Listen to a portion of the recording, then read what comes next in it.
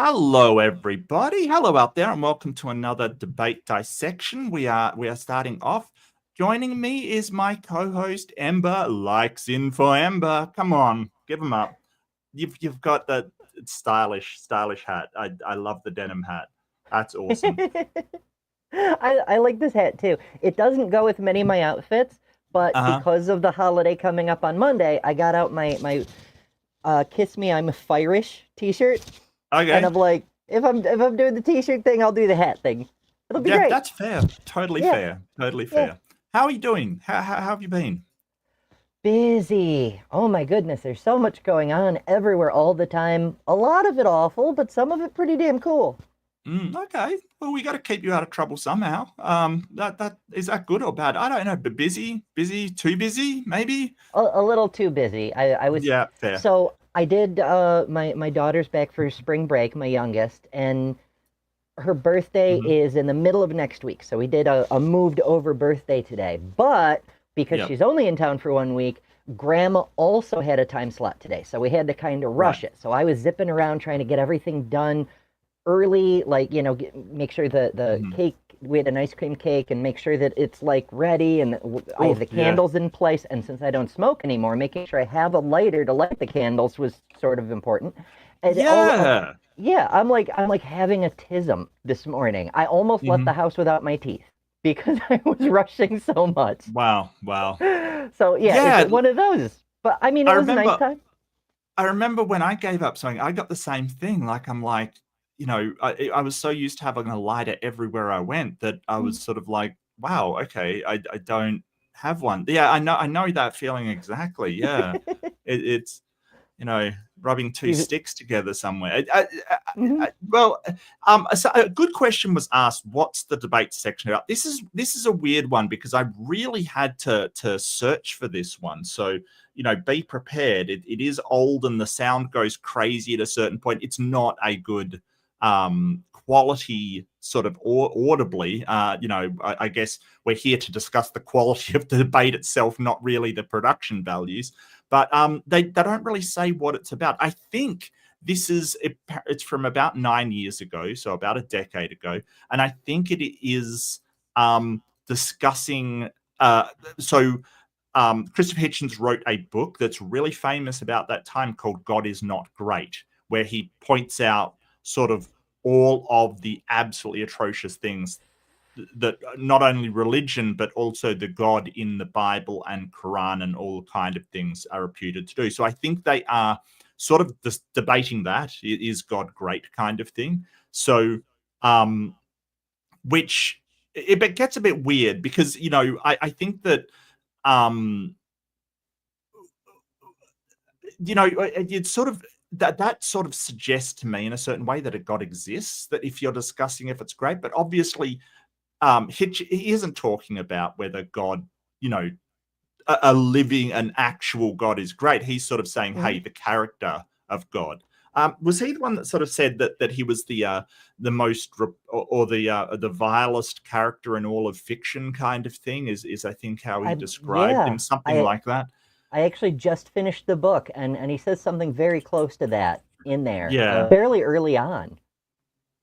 Right, right. So I don't think I think that as far as Hitchens is concerned, he's talking about the character as it is portrayed, which is I don't think so. Depending on your God belief, I don't think that a God has ever been portrayed in a way that um, is particularly nice, not from any of the traditional religions. Maybe if you're talking sort of a new age kind of, um, fusion of Buddhism and things like that, maybe. But, if you go to Hinduism, the gods are all, they can be great, they can be absolutely awful. If the Abrahamic gods are obviously vengeful and angry and things like that.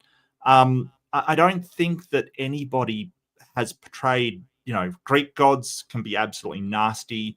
Same with the gods of Norse mythology, and most religions have gods that if they don't inflict ills upon people, they inflict some sort of punishment, right? They're Hmm.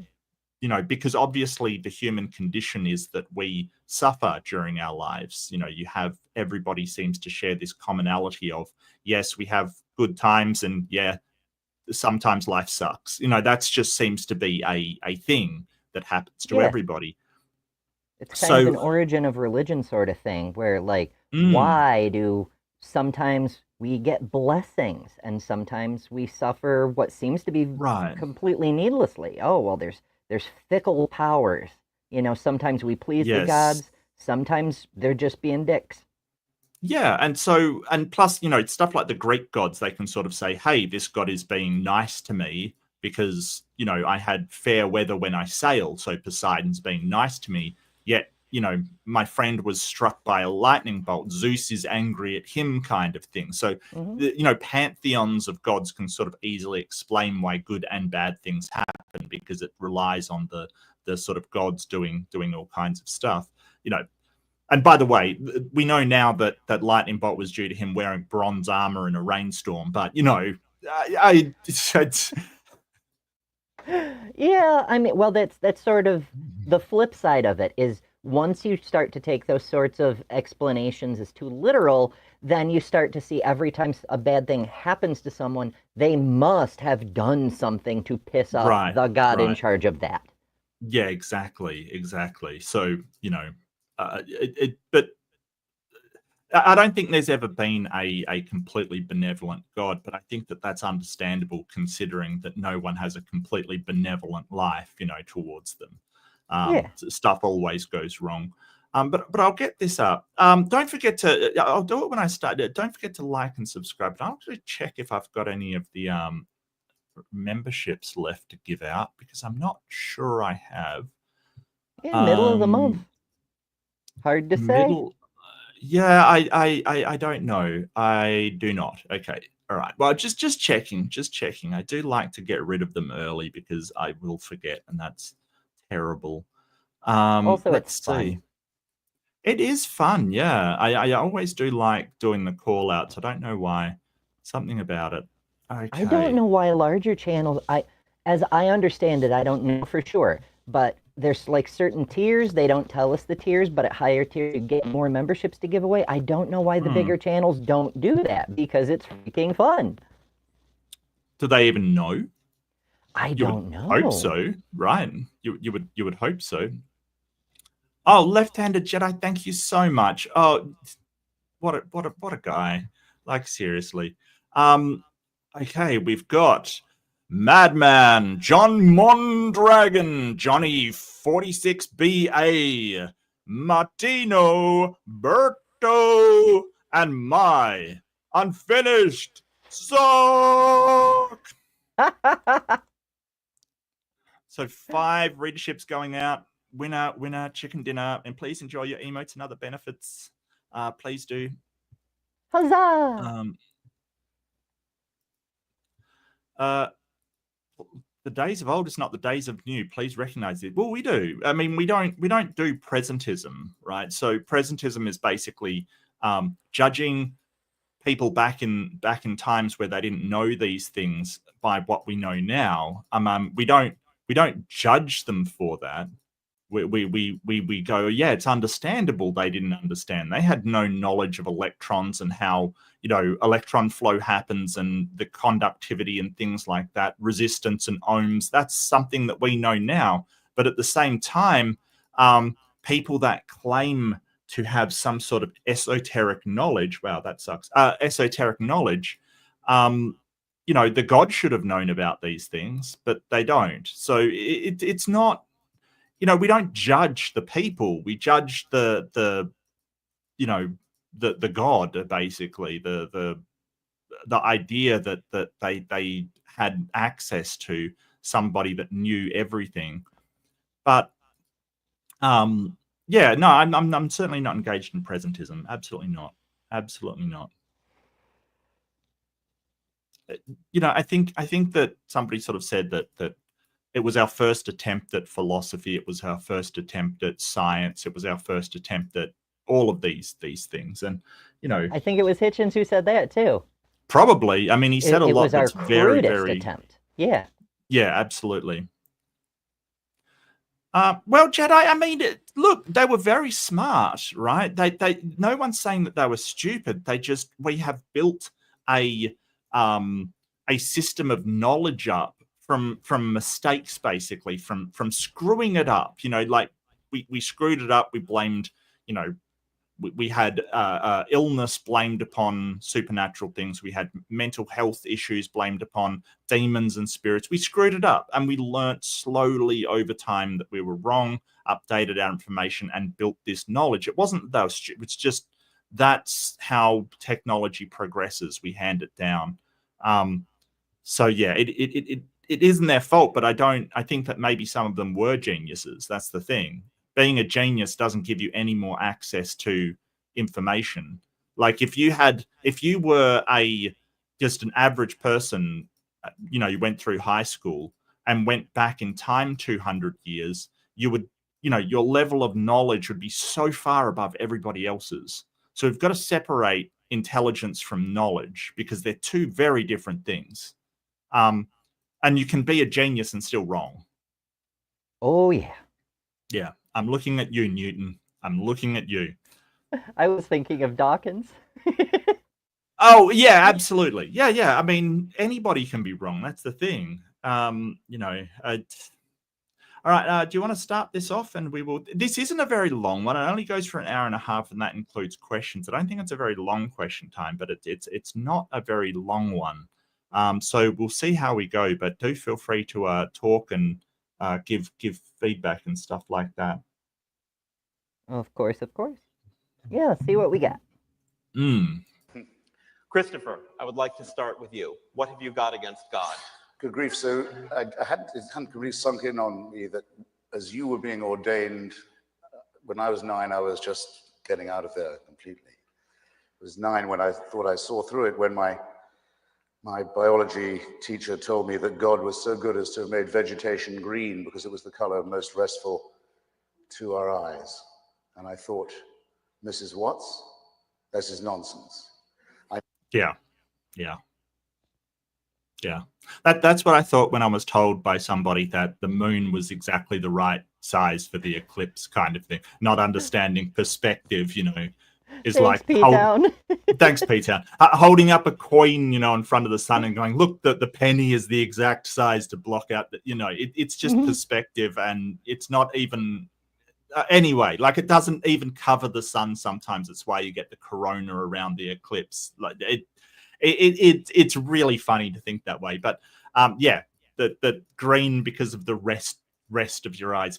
But I gotta say, just straight off, Al Sharpton, I do have respect for him. He's done a lot to do with equal rights and you know, rights for black people, and he's served his country as a senator. You know, I've got a lot of respect for him. I just don't agree with his choice of, you know, belief in God. I think that he's absolutely wrong. But I do have a lot of respect for him. Have you heard anything crazier than that? Have we heard anything crazier? Like plants are green because it's restful for the eyes? It seems like every weird thing you can think of or normal thing you can think of all have some kind of explanation that goes back to God, and people like they like try to fit it in to their own personal narrative. Like it's Right. not at all intuitive stuff that you might come up with yourself. Like I remember in school I once asked how the heck Santa Claus manages to visit the houses of every child on earth, even the ones who don't believe in him. Like that's billions of children. And the Stops teacher time. goes something like, well, that just proves God, because only God's powers, because he's Saint Nicholas, remember, only God's powers could make that possible. And I'm like, Wow. you realize when we all figure out that Santa's not real, that's going to count against God too, right? Yeah. You know. Knew nothing about chlorophyll or photosynthesis, nothing about the theory of evolution, nothing about adaptation, nothing of the sort. I just knew she'd got everything all wrong. And of course, the argument against faith, against religion, falls into two essential halves, not necessarily congruent, but I believe congruent. The first is it's not true. Religion comes from the infancy of our species. I won't say race because I don't think our species is subdivided by races. Infancy of our species when we didn't know that the Earth went round the sun. We didn't know that germs caused disease. We didn't know when we were told in Genesis, you're given dominion over all creatures, that this did not include microorganisms, because we didn't know they were there. Those That's a damn good viruses. point. Well, yeah, you're given dominion over all animals. Well, we certainly aren't given dominion over all bacteria. Like, some of it kicks our ass, like that is a really good point, that the Bible says we have dominion over all creatures, but we don't. Like that's something that we don't have. So even today, a hippo right. will kick a human's ass. Oh, absolutely, yeah. And there's not a lot, I'm thinking back to the Great Emu War that we lost, like we certainly don't have dominion over those emus. They kicked our ass. Al Sharpton can be a douchebag. Okay, yeah, fair, but so can Christopher Hitchens, let's face it. Oh, yeah. Like, he can be a douchebag. Christopher Hitchens, I think he can be a douchebag, but I kind of respect that he's willing to change his mind. Christopher Hitchens once said that waterboarding wasn't really torture kind of thing. So somebody offered to have him waterboarded, right, to see what it was like. And he did so, and then changed his mind afterwards and said, yes, it was. And that sort of takes, to sort of be able to go, well, I'll experience it and then I'll decide is and change your mind is the mark of somebody that, is sincere. I think it definitely is sincere. So, yeah. Yeah, fair enough. So you didn't know they had dominion over us. When diseases broke out, it was blamed on wickedness, or sometimes on the Jews, or if it was by Jews, on the Amalekites, or as you will. We didn't know anything about the nature of the Earth's crust, how it was cooling, earthquakes, storms, all of this were a mystery. Well, we are, at least to that extent, a reasoning species. Even a conspiracy theory is often better than no theory at all. The mind searches for form. We're now stuck with the forms that we found in our infancy, in our primitive, barbaric past. Well, that could be fine still. No nation can be without mythology or myth or legend. And there are people who say, well, it's not exactly true. Virgins don't conceive. Okay. Bushes don't burn forever. Although why that would be so impressive, I've never understood. I mean, it would be a neat trick, since they don't burn forever. If you had an ever-burning bush, you'd be like, oh, this is unusual. This is cool. Let's study what's going on here. Well, I think there's like an ever-burning fire in the Middle East somewhere where they like accidentally lit a gas, a fissure with gas on fire, and it just burns, and they can't really put it out. There's a bunch of those. There's one near me-ish. It's on the western end of the state. It's actually inside a waterfall. Only one in the world. One of those lit gas fissures, but it's behind a waterfall. It's so freaking cool. Right. Okay. But is that man-made, or is that naturally occurring? It's naturally occurring, though. It does technically go out from time to time when the water like splashes in just whatever. It's like in a grotto, and it's the fissure happens to be elevated above the lower part of the grotto, so even splashes don't usually get it, but sometimes. But then hikers will like climb up and figure out a way in, and then they'll relight it. Oh, fair enough. Yeah. And so on and so on. Okay, right. It's not really true. It does come from a rather fearful period of the Dark Ages, but at least it's nice to believe it. It teaches good precepts. Does it, though? This, I think, is very radically untrue. I give in my book the example, which I'll give you now, of a person very much influential on my youth, and I know on the Reverend's too, Dr. Martin Luther King. My friend Taylor Branch's book about Dr. King, I would rather call him Doctor than Reverend, because I'm sorry to say I think it's a higher title of honor. Taylor Branch's trilogy about him is called Parting the Waters, The Pillar of Fire, and At Jordan's Edge. And everybody literate here knows the story of Exodus. And Exodus, we know now almost certainly didn't happen, because the entire Jewish people were not slaves in Egypt. There's a lot of evidence that they were not, mostly from art and the lack of cross-cultural transfer. So what you'll notice is that any people living in a different culture, there will be transference of cultural norms from one to the other. Think about, during antebellum slavery, for instance, a horrible thing, but there was so much culture transferred from the black people to the white people and vice versa. Rock and roll had its origins, and that was, a period of a couple of 100 years. Imagine, an entire people of Jewish people living in Egypt and absolutely no influence on either the Hebrew people or on the Egyptians from, Canaanite, sort of their architecture, their poetry, their everything is all Canaanite, not Egyptian. And that would be, there's no way that could possibly happen. Yeah, it's inconceivable that they're like to look at slavery in the United States, for example. There is absolutely nothing left of the indigenous culture of the descendants of the former slaves. They're all Christian. They all speak English or Creole if they're in the right part of the country, but none of them speak natively any African languages, have any understanding of the cultures of the countries they came from. It's been erased. Now, that was intentional, but it's inconceivable that the Hebrew peoples, all of them, were enslaved in Egypt without their culture being at least significantly overwritten by the dominant culture. But what we kind of do know is that the Canaanite people were a vassal of the Egyptians. They had come in and they had basically taken them over and said, hey, you guys work for us now. We're going to, you have your country, you be there, but you send tribute to us. We protect you. So tributes and vassalization back in ancient times was like a protection racket. Okay, you had a number of very big, very dangerous nations around. I mean, the Canaanites absolutely hated Babylon, basically.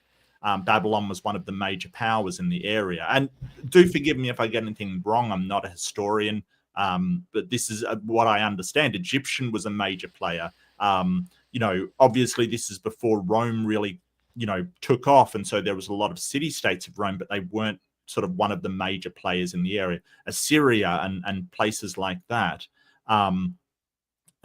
So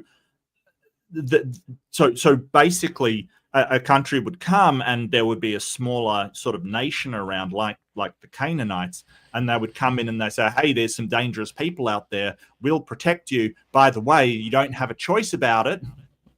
And you will send us tribute for that honor, basically. So what most scholars think now is that the story of Exodus really is a legend about how they came out from being vassalized, like a mythological legend of them sort of leaving the vassalization of Egypt, basically. And what we also know is that Babylon kind of, well, they sent them into exile. They were exiled in Babylon. They basically were taken to Babylon. And from there, Persia, who was another major upcoming player, kind of let them go back under Darius the Great. So yeah, actually, Babylon is a great example because they were, enslaved there. First of all, it wasn't the entirety of all of Hebrews. It was just a portion of the population of Jerusalem. But the Babylonian culture left a mark in the Hebrew culture, in their legends. I mean, hell, the first part of Genesis, the creation myth, that's a copy-paste from the Babylonian creation myth that did not exist before the Babylonian exile. And the Noah's flood myth is almost, the beats of it and the way that it runs is so similar to the Epic of Gilgamesh, an ancient Sumerian legend, and they probably got that from Babylon, but I'm not 100% sure of that. So that I think that's where they probably got it from. So yeah, it's yeah, it's Yeah, you know, it shows that, you know, cultural contamination is inevitable on the scale that, you know, the exodus from Egypt sort of thing would definitely have entailed. yeah, absolutely, absolutely. But it's a cool story, you know, like Well, kind of horrific though. yeah, like murdering children, not my favorite take from Yeah. all loving, super powerful beings, but you know. Yeah, and I think that, yeah, I mean the story's horrific when you get to the Pharaoh and the plagues and things like that. But you know, yeah, it's a weird one. And understands what Dr. King meant when he demanded that his people be free of bondage. But if you think about it for a second, it's a very good thing that the good doctor was only using this metaphorically. If he'd really been invoking the lessons of Genesis and Exodus, he would have been saying that his people had the right to kill anyone who stood in their way, to exterminate all other tribes, to mutilate their children's genitalia, to make slaves of those they captured, to take the land and property of others, to engage in rather long and hideous and elaborate arguments about ox goring, and finally, which is the sentence that ends that. Yeah, that's actually one of my go-to passages on the slavery argument in the Bible, that when an ox gores you, you have to compensate the person that was gored, unless you're a slave or, you know, a servant, if you will, and then you compensate the servant's master. And it's like, what kind of system that isn't slavery, that, you know, because your property's damaged, the property being the person gored, you know, you don't, you know, you don't compensate the thing. I had a debate once where I sort of pointed this out, that it clearly says, or it might have just been a conversation in a room, that, hey, you have to compensate the owner of the slave. And they're like, well, that's what happens when you get injured at work these days. And it's like, no, that isn't what happens. If you get injured at work, you're compensated. They don't compensate your employer. What are you talking about? And he's like, no, that's how it works. That you're because he's lost your work, he's compensated. And it's like, no, what? It was so wild. It was just it's pretty a crazy take, I gotta say. Yeah. No, and you know, I don't know what millennium this person was living in. It might have been that Joel guy. I can't remember who it was. There was a guy really obnoxious that I met in some room, I think. But he just did not understand that in today's day and age, it is the person who is hurt that gets compensated. That's basically how it works. I don't understand. It's so weird. But it is really telling that the Bible specifically says if you are hurt as a slave, your master gets compensated. That's how it works. And it clearly states that in the Bible. If that's not slavery, I don't know what is. Because, you know, your well-being only relates to your master, right? Like that's the only time. You know, it doesn't matter what your well-being is, except in virtue of your master getting work from you. That's what your well-being is related to. And you see that a lot in sort of antebellum laws and stuff, compensating the master for any damage done to his property. That's exactly it, is your property. And if Yep. you're damaged, then they're liable for property damage, not to you. You're not a person. You're freaking farm equipment. Yep. And that is horrible. But, you know, the slave apologists want to sort of, you know, say, hey, no, it wasn't. Absolutely it was. It may have been a better version of slavery than antebellum slavery, but it was still slavery. You know, I mean... Or the verse that ends that section of the book, should not suffer a witch to live, the warrant for witch burning. In other words, in these books, there are the warrants for genocide, for slavery, for the torture of children, for disobedience, for genital mutilation, for annexation, for rape, and all the rest of it. But it's a very good thing that this is man-made. There are those who say that they wish they could believe, and I suppose a decent atheist could say that if only for lack of evidence he wishes he or she could. I can't be among their number. I'm very glad it is not true that there is a permanent, unshakable, unchallengeable celestial supervision. A divine North Korea in which no privacy, no liberty is possible from the moment of conception, not just till the moment of death, but until well after. I've been to North Korea, and now I know what a prayerful state would look like. I know what it would be like to praise God from dawn till dusk. I've seen it happen. And it's the most disgusting and depressing and pointless and soulless thing you can picture. But at least with North Korea, you can die and you can leave. Christianity won't let you do. What it was like in the Old Testament too. Like you piss off God, boom, you're dead. Annoy another god, you may be cursed, you may suffer, whatever. But when you're dead, they're done fucking with you. It wasn't until the New Testament came along that all of a sudden we've raised the stakes. Now you may not get smitten in this life or smote or whatever, but you will burn for eternity. Yeah. Holy shit, what an evil motherfucker. Yeah, yeah. And it sort of is, they can sort of say, hey, you don't have to worry about all the bad stuff that's happening to you. You can just suck it up because it'll all be made right in the end. It's kind of more of that wishful thinking kind of thing. It really appeals to people that there's some sort of justice, but just because you want there to be, that isn't a reason why you should believe there is. But yeah, I mean, I and the descriptions of heaven. I mean, I was going through that description. I did a pets episode on Friday for my fundamentalist fails, and they were sort of talking about in heaven there being these creatures with one with a face of a human and one that looked like a lion and one that looked like this, and they just say holy, holy, holy is God now and forever, something, and they just repeat it over and over and over. And I'm like, that sounds horrific. Like, that sounds absolutely awful. Imagine sitting there and just hearing that constantly over and over and over and over. I mean, it sounds like the definition of eternal conscious torment to me. Yeah, it sounds horrific. Like that, you know, these mutated creatures just repeating stuff.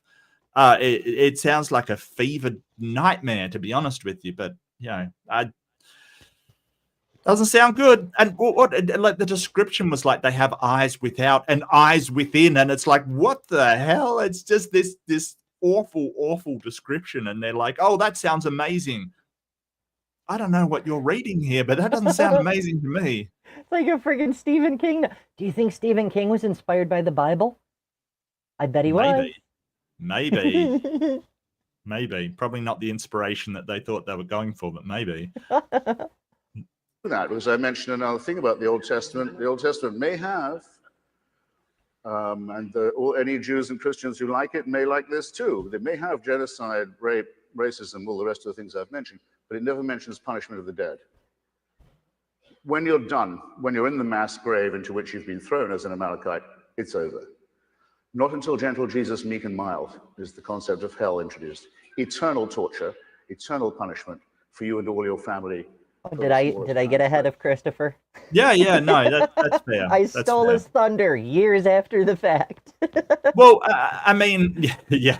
I mean, he sort of mentioned that, like, sort of, you know, you can at least die and get away from it. In the New Testament, you can't even do that kind of thing. You can't even get away from it. And it sounds horrible. And sort of, you know, they came from a time and place where sort of, you know, just unrelenting survival would let you be able to slaughter your neighbors in the next country over because, you know, they're probably going to do the same to you. I get that.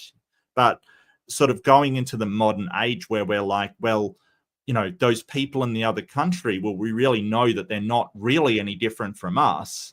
The things that are differences are simply social constructs. They're sort of how they think is differently, but it's not to do with any real thing. It's just to do with their culture being developed differently, which culture isn't a real thing. It's just, it's a mental state of people. It's not, there's no such thing as culture. So as we've gotten better at understanding who we are and what we are through science and through, studying the human mind and all of the things, we realize that there's no difference between us and, the New Zealanders over there. It's just a different culture. And that's not a real know. Those Kiwis, they're... No, Look. I love every single Kiwi. I've met 2 Kiwis on the interwebs, not even in person. Ray Both Comfort? adorable, lovely people. No, I've never met Ray. Okay. I mean, I've seen Ray's videos, but that's not quite the same. Yeah. But that's the thing. It's sort of, there's no real difference between any of us. It's just that sort of way that we've grown up and the lessons that we've learned and the importance of different things. And, so the idea of going and slaughtering your next door neighbor, it isn't acceptable anymore because there's really no difference between us. But, they come from a time where there was. These people were fundamentally evil, that evil was a thing that you were born with because you're them and not us kind of thing. That notion has changed, and it has not been due to religion. Well... Look, it really has changed fundamentally for a lot of people. I mean, you don't see a lot of people out there going, hey, we should attack our neighbors because they're, okay. Just as I'm realizing this, I'm thinking about, the current situation in the US. But, I think that religions really do promote a sort of fundamental us and them mentality, which I really don't like. Yes, they are. Yes, they are. I was just typing that. Yeah, Viva la Dirt. I haven't seen one. Yep. YouTube has been hiding their videos from me. And I only just now realized it because of that comment. I'm like, wait, I haven't seen one in a while. What's going on? Tell that to the emus. I have multiple occasions. They don't listen. They do not listen. They are crap listeners. Yeah. Sound terrifying as well. I don't know. I mean, they're just big dinosaurs. Well, yeah. Hesitation is saying this is a wicked belief. I've also no hesitation in saying, and I mustn't trespass on the reverend's time, that we don't need it in 2 senses. One is it's wicked. 2, we have and always have had a much superior tradition.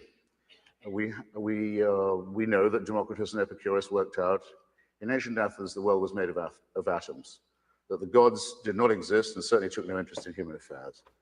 Yeah, so Epicurus was ancient Greek and definitely an atheist back in the ancient Greek days.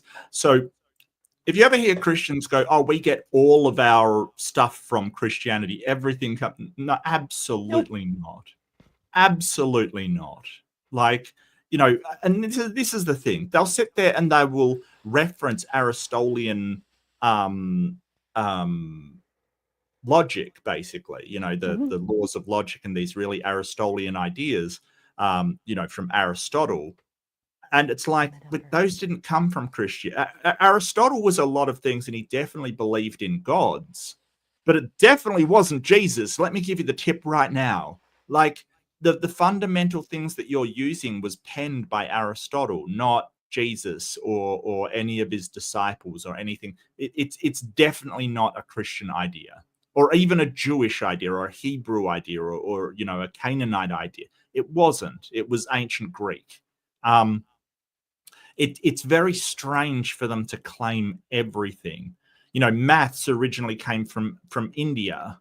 That was the origin of our mathematical systems. And I was talking with someone recently, and sort of, they're sort of like, oh, but everything came, and I'm like, well, maths came from India, so should we sort of say that Hinduism is true because that's where maths originated from? But it was heavily developed, and I think they were Islamic, and they sort of said, yeah, but it was heavily developed by Islamic people. I'm like, absolutely, yeah, it came through from India into sort of the Arabic nation, and they developed it, and then it moved, you know, this idea of how to do this moved onwards kind of stuff.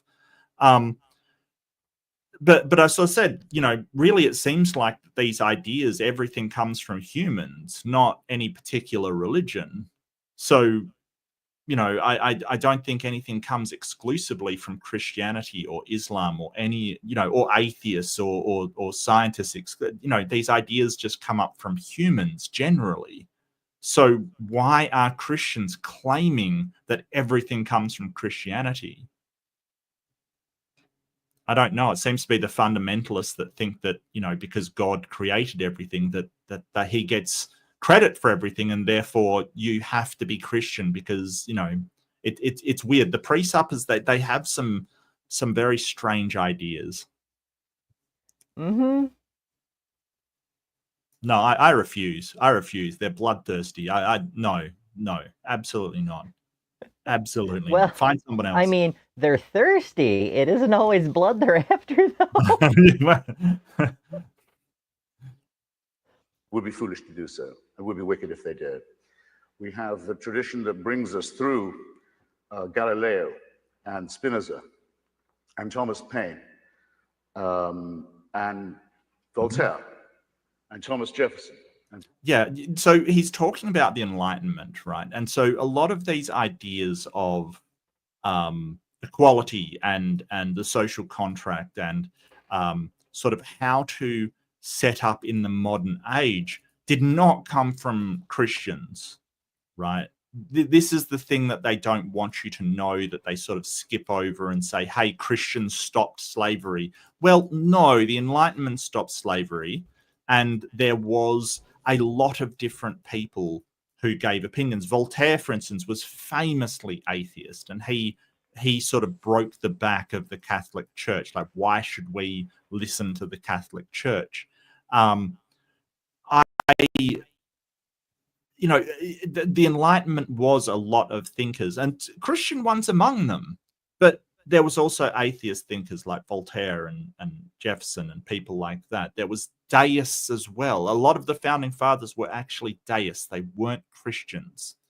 They thought that the God had created the universe and then, you know, basically let it run, subscribe to physicalism, just essentially, for all intents and purposes, as far as sort of practical everyday things were concerned, they were essentially atheists, but they believed a God created everything, so they're deists. You know, and so this whole idea that America came from Christians, or you know, our current modern day came from. I mean, Jordan Peterson disseminates a bit, and he sort of says, "Oh, it comes from Western culture," right? And sort of says, "Oh, it comes from Western culture," which is a shorthand for Christianity, but that's not true. Western culture does not equal Christianity. It doesn't, right? So all of these Aristotelian ideas through to Voltaire and you know, people like that. The democracy in the freaking Greek sense, that's pre-Christian. Your claims credit for that. Oh, it's Western culture, even though it's like before the term Western even had meaning. Because I mean, Greece, when they divided the empire, Greece was in the Eastern Empire, so it shouldn't count as the West, but details. But like all of this stuff, all Christmas, you know, Germanic people's traditional winter festival that got adopted into Christianity. So much of this stuff. Scottish people, my grandparents on my father's side, kilts, caber tosses, bagpipes, all of this shit is pre-Christian, you know? Yeah. Okay, maybe not kilts. I believe I heard somewhere those came into fashion sometime in the middle of the Christian years, but whatever. Mm-hmm. Yeah, I don't disagree with any of that. It you know, this claim for our entire culture being a result of Christian values is blatantly untrue. I think that's colonialism talk, because it's this substitution, this idea that all of Western Europe has a single unified culture, and that's blatantly not true and has never been true. Oh, absolutely.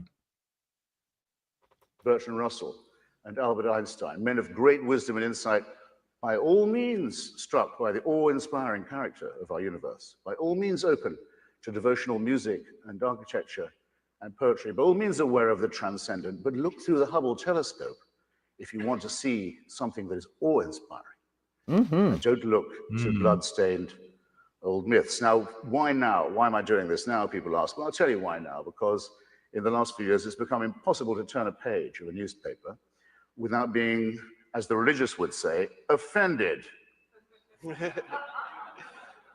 other words, I don't think I sound self-pitying if I say that I'm offended that a cartoonist in a tiny democratic country in Scandinavia, Denmark, can't do his job without a death threat, and that no American magazine or newspaper would reprint those cartoons, either to elucidate the question or in solidarity.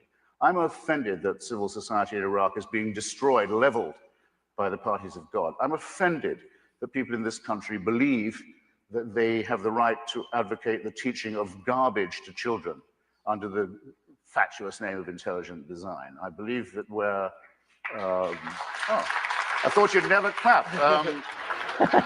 Yeah, I love his sense of humor. I really love his sense of humor.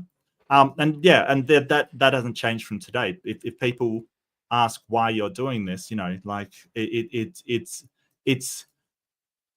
insane that they want intelligent design taught in classrooms. It's insane. There's absolutely, like, they can teach it in theology class. Go to Sunday school for that. Like, the fact that they want it in the science classroom is insane. I don't even know how to comprehend how you would make an experiment for intelligent design. Like, you at can't. least we can. Sorry, go ahead. I was just going to say, it's just an applied form of the fine-tuning argument, you know, modern teleological nonsense, which by its very nature is a circular argument. It has to beg the question because it only counts as evidence for the thing they're claiming it does by presuming the thing they're claiming it does already exists. The claim is also the evidence, and it's fucking wild. And it also doesn't hold up to any kind of scrutiny. That one at least is falsifiable because we can look at what really exists and see it does not meet any criteria of design, no matter how you might define it, how you might lay it out, what expectations you might have, what tests you might concoct, experiments you might perform, any of those things. It fails on every single level, and thus it has been falsified. And yet there are still people who say, okay, it's true that it is, in fact, a false idea. It is falsifiable and it has been falsified, but we want to teach it anyway. Right. Because we believe it. Cool, but that's fine for you to believe it, but it's not science. Like, oh boy. And of course they get these people to stand up and say, oh, well, evolution's been falsified and we've got the real science, not caring what the actual process is, not caring that isn't how science works. You know, you have experiments going, you've got the Lenski labs going, you've got all of this stuff sort of, you know, that hasn't falsified evolution. And they think that as long as they yell loud enough, it'll just happen. Well, if it does, it will be a sad day for science, and, you know, rip science in America if that ever does happen, because we're working on it. Yeah, yeah. My Unfinished Journey for $2.22. Hail Nero, Mark, Ember, and famous Christian Aristotle. Yes, famously Christian Aristotle. Yes, indeed. Thank you so much, My Unfinished Journey. That's funny. Yeah. Well, Jeff, these are just the openings, mate. I presume you hear from Al later. I would presume. You know, it's kind of, it shows the efficacy of Hitch, that he's the big draw on this between him and Reverend Al Sharpton, who was also a senator and things like that. That he's the big draw on this one. You know, the man was fantastic. Just as I believe that where religion ends, philosophy begins, where alchemy ends, chemistry begins, where astrology ends, astronomy begins. And now when the people will say, well, let's give equal time to astrology in the schools, it's nonsense, dangerous and sinister nonsense. The Pope says AIDS may be bad, but condoms are much worse. What kind of moral teaching is this? And how many people are going to die for such dogma? You see what I mean? Yeah, and this was about the time, I believe, that's what the Pope said. So I think this debate's a lot older than that. I don't know where I found this.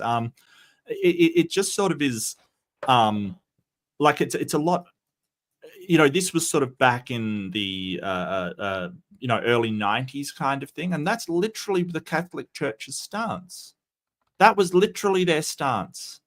That okay, they might die in pure suffering, of their immune systems shutting down through the AIDS virus, but at least they won't go to hell. Like, seriously? Yay? Yeah, it's horrible and awful, and of course the Catholic Church apologized for it. I wonder. So, what I wonder when I think about all of this is how many travesties does any one church have to do before you're willing to say, well, they don't have moral superiority here? Like when you have these churches that claim to have the teachings of the most moral thing in existence, such a moral being that they themselves are pure morality and pure good. How many travesties does that church or that doctrine or does that religion have to perform before you start to call bullshit? Right? How many? Like 20, 30, 100? How many? I just... And what did the original Travis do that they named one of the most horrible descriptors of an action after him? What did the original what? Travesty. Oh, okay, gotcha. I'm being silly. Don't mind me. I just work here. That's fine. I didn't pick up on that. Yeah, I don't Jokes even know are much the funnier when etymology you of that explain word. them. Yeah. Well, look, you know who you're talking to. I just missed it. No, I just, yeah, I don't know. It's so weird to see people that are part of a church that were responsible for such atrocities, and they're taking a moral high ground still. I don't know. It's weird. So I'll be very brief. There's an end to this, an end particularly to the cultural cringe that says that if someone can claim to be a religious spokesman, they are entitled to respect. I have to say it in your presence, sir. I think that the title Reverend is something people should be more concerned to live down than to live up to. Thank you. Wow. He got a reaction. He got a reaction. Yeah, and that's fair. Now, in fairness, I feel that. I really do, because I also hold the title of Reverend, and I almost never use it because I don't want people associating me with, the dozen people who got arrested this past week for doing naughty things to children. Right. Did they? I didn't hear about that. It's happened so frequently, it doesn't even really make a blip on our national media. It's I'm literally not every nation, day. So. Mm-hmm. Although now I do wonder if that's just a United States thing, because it's almost always evangelicals. It's not even all Protestants. Although, the Baptists, the non-evangelical Baptists, they have their share. Of course, the Catholic Church, infamously worldwide, has a problem. But yeah. Robert Morris, hey? I don't know who that is. Neither do I. Let's find out. Robert Morris, televangelist, Robert Morris University in Pennsylvania. It's a former Trump spiritual advisor. Why am I should be more shocked. For some reason that just fits, doesn't it, really? Gateway Church. Ooh. And resigned over misconduct with a 12-year-old in the 1980s. Arrested 2 days ago for CSA charges. Yeah, he's been getting in some trouble. Quite a lot of it. So he hosted. So Morris was a member of Donald Trump's Spiritual Advisory Committee and Evangelical Executive Advisory Board during his first presidential term, in part an effort to mobilize conservatives and evangelicals in support of Trump's 2024 presidential bid. He also hosted an appearance by Trump at the Gateway Church in June of 2020. So I want to thank pastors Robert Morris and Stephen Dolan. They're great people. Trump said the appearance at 2020. Dolan, elder of the church, had resigned during an internal investigation of the abuse and how the church handled it. Great people and great reputation. I have to say that. Great reputation. And the Gateway Church team has been incredible in hosting us. In 2024, following Morris's resignation, the Trump campaign said Morris had no role in the campaign. Uh-huh. Yeah. I mean, well, maybe. Oh, no. He was also tapped by the Texas Governor Greg Abbott in 2017 to support a so-called bathroom bill that sought to ban transgender people from using their preferred bathroom. So he's one of the people stopping trans people from going into the bathroom of their gender and while he is doing this, and sort of saying that, hey, we don't want men going in and, with little girls into the bathroom, he is actually a child The hypocrisy is just insane, right? Like, this is what we're talking about. It is just insane how you can stand up there and say stuff like this and be doing things like that. How do you do that? Projection, smokescreen, scapegoating. Also, I mean, they did the same bullshit back in the 80s. Every single one of the most anti-gay politicians, every single one. Okay, probably not every single one. I'm being hyperbolic. But there's so many who got caught in scandals. And it goes on into the modern age. There was a fellow not that long ago who got caught in a airport restroom sting. I just have a very wide stance. It's just the people who attack the most are hiding something that they themselves are doing. According to a leaked phone transcript, Morris attempted to bribe the victim in 2005, who he confessed to sexually assaulting. Morris told the victim, who revealed herself as, won't say the name, to put a price on it. The transcript, oh, wow. So he actually tried to buy them off. Of course. It's the American way. Yeah. That's just horrible. But that's hypocrisy on a whole nother level kind of thing. Like that is horrific. Yeah, it's not just amoral, it's anti-moral from the people claiming the moral high ground. Yeah, and these are the leaders, and it's wow. Thank you. We will get back to some of that, but Reverend Sharpton, in your rebuttal, would you take a moment to correct Christopher on his misconception that religion was somehow incidental to the civil rights movement? That's all you want me to rebut? No. Just feel free to cover that. Well, first of all, let me thank you for inviting me and to have this debate. It is the first time in my long career that I was not assumed to be the devil in a debate. It's an unusual place for me on the stage.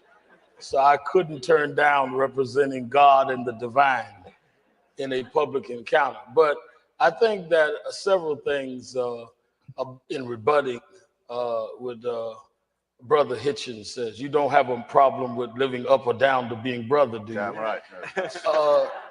I think that you made a very interesting analysis of how people use or misuse God, but you made no argument about God himself. And by attacking the quote, wicked, unquote, use of God, does not at all address the existence of God or non-existence of God.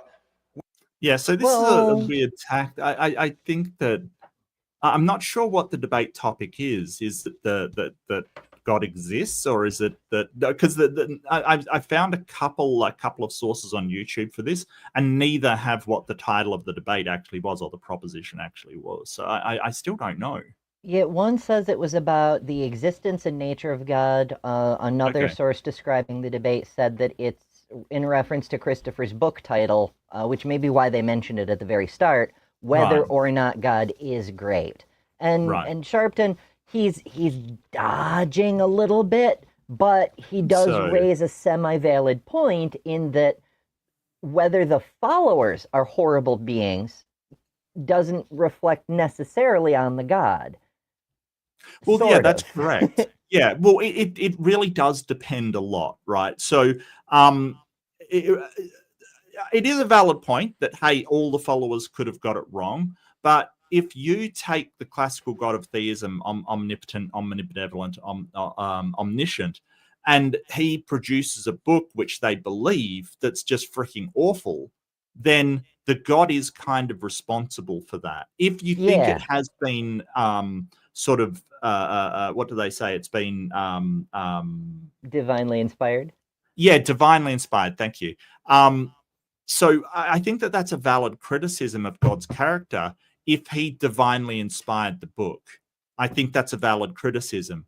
But if you're just sort of saying, hey, the God exists and this book was written by humans describing him, which isn't something they claim, right? They don't claim it's just an ordinary book describing the God. It's something special. But if that's what your claim is, then that's a perfectly valid claim. I think that Al Sharpton's right if that's the case, but that's not what Al Sharpton believes. He thinks that the Bible was divinely inspired and does accurately describe God. Because if it doesn't accurately describe God, then throw the book out. Why do you have the book if it's inaccurate? Yeah, so many people rely on it as a crutch of some kind. Oh, I need the book for my God.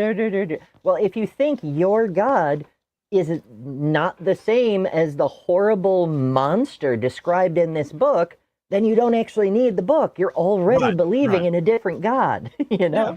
Yeah, just believe in that God. Write another book about him that you think he is, like it'll probably be better than the Bible because the Bible is horrible. Especially the Old Testament. The Old Testament is horrible as well. And Jacob begot Konnichiwa, who begot Yandron, who begot the Muhammad. We are sitting in a room that, because of lights, we assume that there is electricity in the building. Electricity can light up a room or burn it down. It does not mean electricity does not exist because it burns the building down, or that it is inherently wicked. It is how people use it. We can demonstrate the electricity exists, though, Al. Fuck's sake. We don't base electricity existing on the light in a room. Like this is sort of getting things all backwards. Yeah, it won't burn down your house if you don't worship it properly. Right. But well, I mean, aside from that, we didn't like go into a room and it was lit and go, oh, well, that proves electricity, right? We did experiments with electricity, found out that it existed first, and then went and made the lights, Al. You've got this all backwards. Like, this is not what happened. You're basically saying, hey, because of the trees, the God exists, and we don't see it and we don't know that it's there, but it's there because the trees are there. It's like, yeah, but we didn't come across lights and go, well, electricity must we kind of went and wow, okay. Maybe Al did. He grew up after the electrification. Maybe. I don't know. That's really weird. I don't, maybe he's talking about himself. Yeah. Maybe it's like, well, that electricity works because it lights things up, but cool. Wow, now show me God working. Yeah. And I mean, like, can we set up an experiment that God burns down a house? Like, it seems like I can curse God from dawn to dusk every day, and he still doesn't do anything. So, But he will send tornadoes after your churches. And in fact, Well, there was that's a true. famous case. I forget the city, but there out in the Midwest area, there was a church.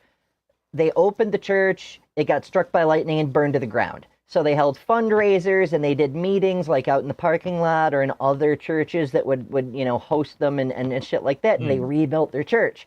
And the day they reopened the church, it got hit by lightning and burned to the ground. Wow. Wow. Well, I mean, I was like, God does not like these people. Well, you see those pictures of like, oh, everything was destroyed and the church was left standing kind of thing. And, there can be other reasons for that. Like, they put extra effort into building the church because, they believed it was a holy place. And, the other houses weren't as sturdy because they weren't for God kind of thing. Like there's other explanations. Oh, but for sure. I mean, in a lot of communities, that was the de facto town hall. That was the gathering place. It was the only place big enough for the whole town to gather in. Right. So, I mean, you could justify building a cathedral anyway, even without a god. Yeah. Because they have uses, especially in a pre-technology society where physically getting together is the only way to have community time and communicate and all that sort of stuff. Yeah. But you had that tornado that went through, I think it was New Orleans, and it left just the gay quarter untouched, like the main gay area, and it's like, like, why do they never point to that one? Like the gays were spared and everybody else was smote. Like, because it doesn't fit with their narrative that if you're gay you're going to get punished, kind of thing. Texas sharpshootering natural disasters. Oh, absolutely, absolutely. So clearly, people have misused God as they've misused other things that are possibly positive. But its existence. They're not misusing God though. They are not. They are, when they do something that Al himself thinks is horrible, they point to this book. They show you which verse and chapter they're justifying their actions with. Oh yeah. They're not misusing God. They're literally going by the book. And using that book, you can almost justify anything, like anything, because it's so there's so many conflicting passages, or taking this one part, they can justify almost anything. It's pretty wild. It is pretty wild. Is not in any way proven or disproven by you giving a long diatribe on those that have mishandled and misused God, because there are many that you can cite that have acted in a way that shows the goodness of God. Your book, God Is Not Great, could be refuted by many that feel he is great or she is great, whatever way you relate to God. Science, to me, does not wipe away the existence of God, because science had to start somewhere. So to pick up mankind in its evolving state does not tell me where mankind began, how it became a long story of ordered steps. Yeah, it's really weird that he's going to this, because it's very strange, because he's sort of like people misuse God kind of thing. Like, it's a very weird way to say it, that they misuse God. Like, do they? Yeah. How do you know that? How do you test for that? How do you know that God doesn't want them to go and destroy another people or whatever? How do you know that? Yeah, how do you know that you're not misusing God and they're the correct ones? Right. Like, if just say, as a hypothetical, God does actually hate the gays, right? Like, just let's or he hates black people, right? Let's just say, as a hypothetical, how do you know that you're right about that and the Ku Klux Klan Christian is wrong? Because using certain passages, you can justify that hatred. You can. by sort of saying, hey, look what God did to the Amalekites. Obviously, he wants us to do that to other people. It's a justification. Now, I'm not saying that that's right. I'm saying that's horrible. But you know, using that sort of cherry picking, you can absolutely do it. So how do you know that you're right and he's wrong? Oh, well, God is all good and God is goodness. How do you know that? It's sort of this begging the question that God has to be whatever is good. You know, it's wild. It's absolutely wild. But as Hitchens says, luckily the God doesn't exist. Yeah. You know, I mean, I take a lot of comfort that this God doesn't exist because he sounds horrific. Horrific. Who ordered them? Why do things follow such a natural progression? Who set the progress? And in fact, even the term wicked, if there is no God and if there is no supreme mechanism that governs the world, what makes right right and what makes wrong wrong? Why don't we just go by whoever's the strongest at any given period in history? Because nothing is wicked. I don't know if you've studied a lot of history, Al, but a lot of history has been the strongest doing whatever the hell they want to the weakest. Uh-huh. And Yeah, like the wicked thing is such a weird argument. Well, if you don't have a magic book to tell you, how would you know? Well, it's so weird how like children, even before they're indoctrinated in any particular religion, you put them together in a sandbox and one takes a toy from another. The one whose toy was taken away somehow understands that that was wrong. It's not fair. It, one dare say, was wicked. It's there is an instinctive knowledge, well, not even really knowledge, like the knowledge, the terms we apply to it, the understanding of it is derived from the instinct rather than the other way around.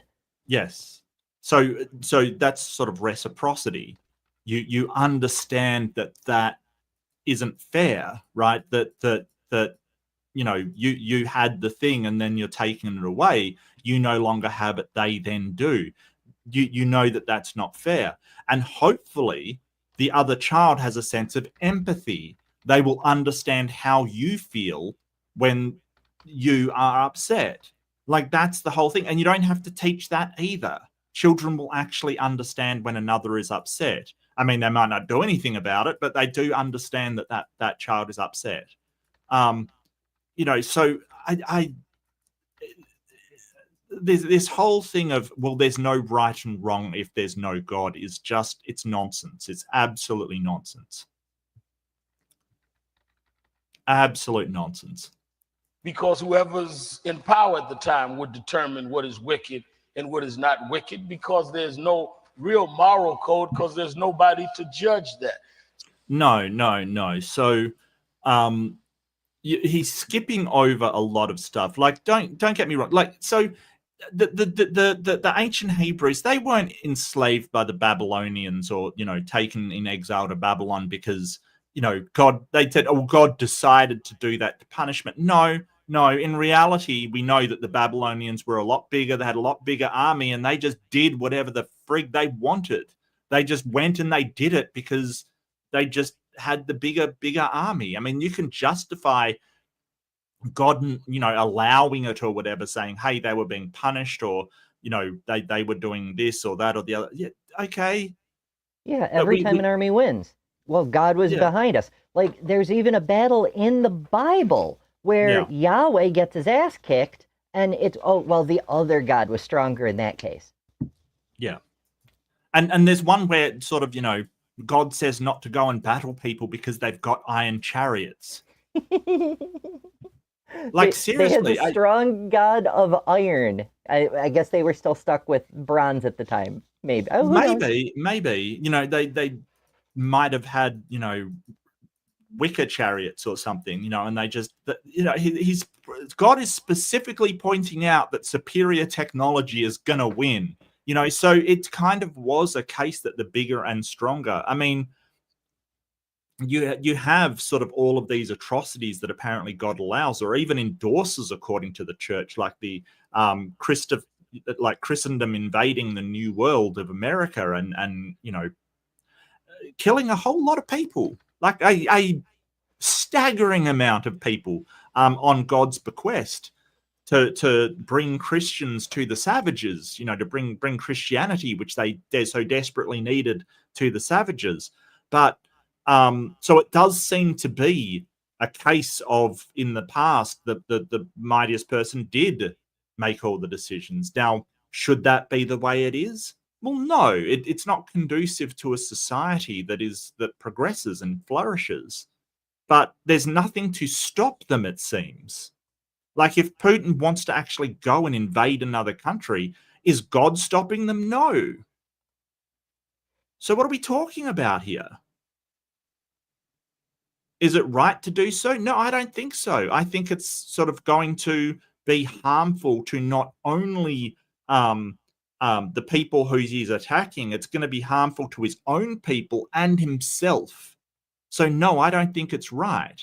But I don't think morality has facts anyway. So, you know, I think that's my moral take on it. So at one hand, we're going to argue God doesn't exist. On the other hand, we're going to call people wicked. Wicked according to who? And according to what? It would be based on whoever has the power at that time. So I think that the real... Not true. Not true. Because it's a cultural thing. Like, I could, you know, Trump's obviously has the power in America. A lot of people are calling what he says not right. Or, you know, things that he's doing not right. It's more than just who has the power, because that power is derived from people. A dictator with nobody in his army does not have power. Right? Yeah. It's that old saying that what is it? Authority is derived from the consent of the governed, something along those lines. Yeah, it's mandate from the masses. That's Marx, essentially. Yeah. Yeah, if your army won't follow you, you're not accomplishing very much. And that's why, sort of, you know, a dictator in America, he can't just turn the army on his own country and sort of say, hey, shoot anybody that opposes me, because the army will not do that. Like, the National Guard will not do that. They won't. Okay, because you know, and it's why you can't just turn the army on protesters and stuff, because they won't do that. They won't. Because, Hopefully. well, they, you know, generals have come out and said that we declare our allegiance to the Constitution, not the president. And that is true. That is the vow that they make, is to the Constitution, to the law and order that has been upheld. And the Constitution derives its power from the masses, essentially people. So if people are protesting and it says they have a right to protest, I don't think they will. I think that would be, well, that would definitely be the death of democracy right there. That would be the death of it. Absolutely. And I don't think it's conducive to either, you know, to any of them. I don't think it's conducive to the country. I don't think it's conducive to the army. I don't think it's conducive to the individual. I don't think it's not good for anybody from anybody's perspective. Right? What is good is to find a way to help people live in harmony, or much harmony as humanly possible. I don't know. I'm kind of tangenting, but I'm just sort of saying that. Oh, that never happens. His might makes right. If you take that to its logical extreme, it means that whatever the people agree upon in the country is right. That's what you're sort of saying, that morals are derived from the cultural understanding of what is right and wrong, or what is good for them and bad for them. Right? So, you know, okay, might makes right, maybe, but I don't believe that's the case, because people can work against their best interests. Mm-hmm. Thing that I'm interested in, Mr. Hitchens, is to really discuss the idea of God and the idea of a supreme being, and how creatures and creation have just, by some great coincidence, an unexplained scheme, follows some order that just happened by itself, something, some force, some overruling force had to set all of that pattern in, and it continues thousands of years later. Can you give a million? Yeah, I don't think he's adequately describing what. Okay, look, you've got a good point. You've got a good point. So if you are like, I get you, and it's always a worry, but don't forget there was an attempted coup one time before. Did you know this? In America, there was an attempted coup. It was called, I can't remember what it was called. Give me 1 second. I'll look it up. I'm very aware of this. The business plot. It's also called the Wall Street Push and the White House Push. It was in 1933. It was a conspiracy to overthrow the government of Roosevelt and install a guy called Smedley Butler as a dictator. What? It was a fascist plot. Didn't you know about this? No. A Really? few different things crossed my mind. Never heard of this. I took college level history in high school. It just doesn't exist here. Are you serious? We don't teach our own history. If we did, we wouldn't have our country this. Okay. Like, so we make changes and shit. We don't teach about, the firebombing of Tulsa. We don't teach about the nuclear weapons we dropped on the Carolinas. We don't teach about a whole bunch of shit. I learned about it from people in other countries who are like, don't you live there? Why don't you know? Okay.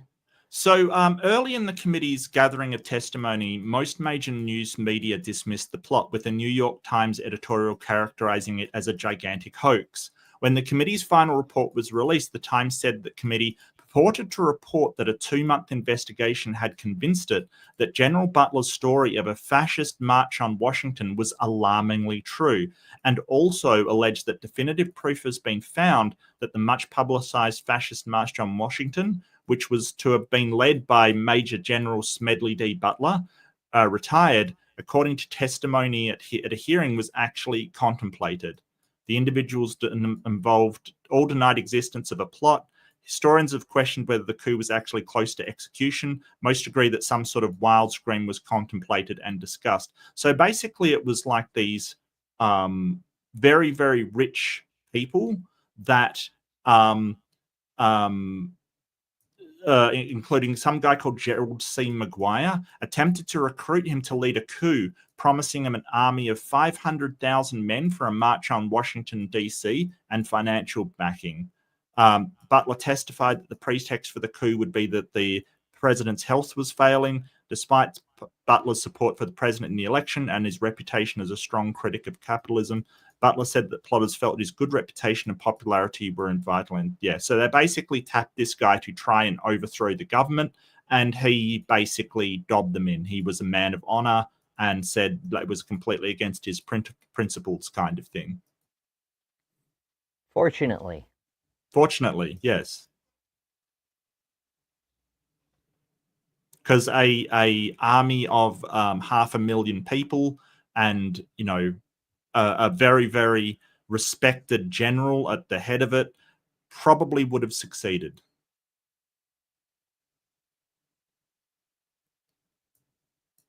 hard to say. In 1933, things were interesting here. I mean, we did learn about how the American Fascist Party came scarily close to taking over multiple times, especially as the fascist powers in Europe started to demonstrate economic gains and make things look really good from the outside.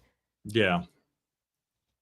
Yeah, but I didn't know that you weren't aware of that one. That was sort of very famous to me. It was sort of, one of the times where sort of fascist elements tried to overthrow the government of America and got absolutely rebuffed. The military was not on board at all. They were vehemently opposed, and it's one of the things I respect about that. Bonus army? Is it the bonus army? I thought that was an earlier thing. That was earlier, I yeah. may be misremembering. No, that's not the bonus army. They were World War I demonstrators to try and get their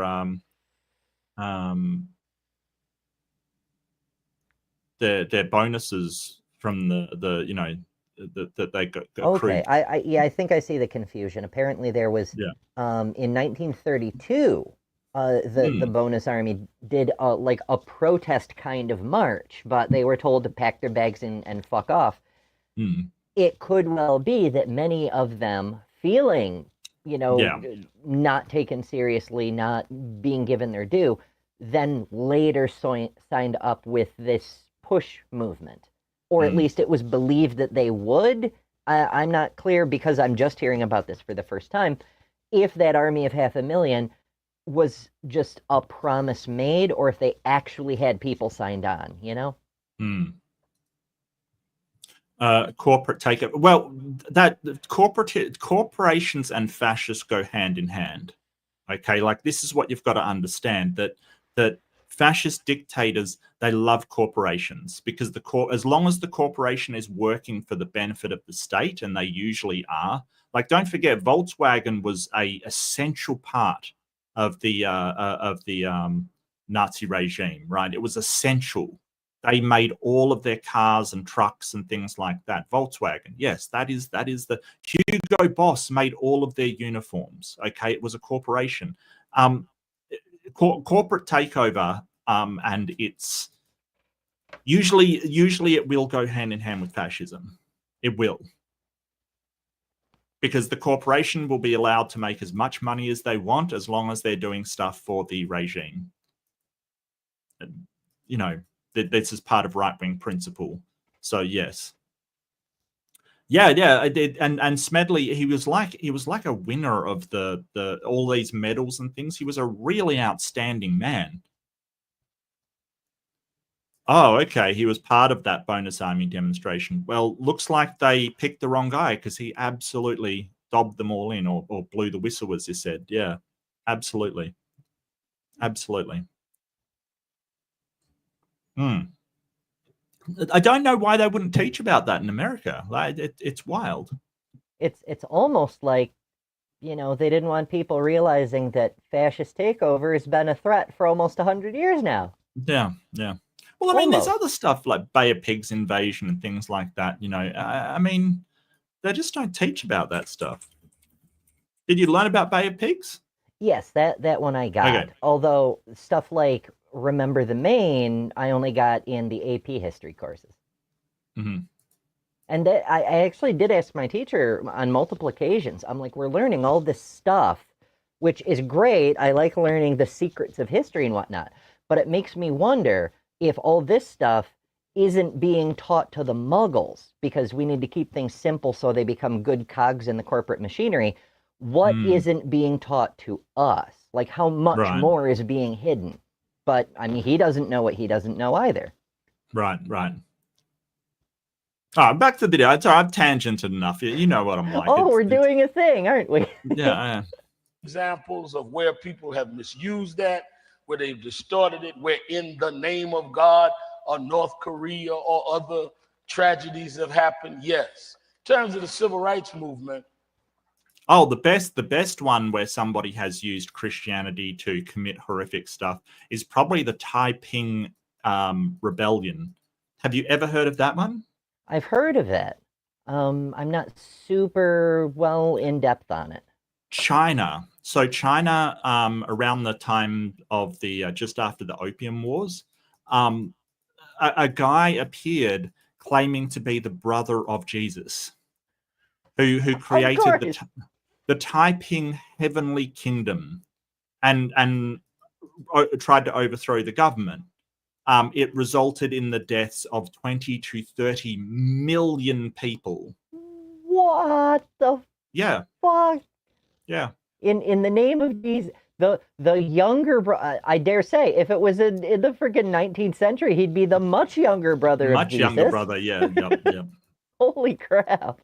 Yeah. And what's wild is that the missionaries, right, they sort of supported him at first because you know, Christianity, it's fine. Yeah, exactly. I mean, he's saying he's the brother of Jesus. Oh, well, just look beyond that, because, you know, he's spreading Christianity. And by the time they opposed him, it was too late, because he had accrued such a following. This is the problem with them.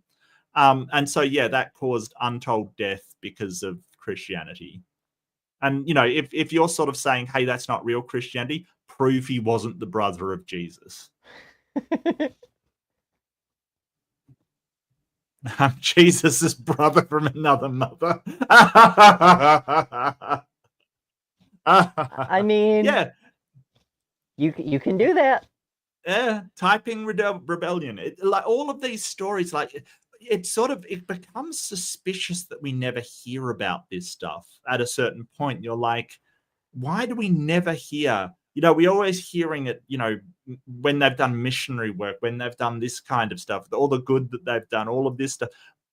They, you know, none of this ever gets out. You know, I'm not a conspiracy theorist. I just think it's wild, you know.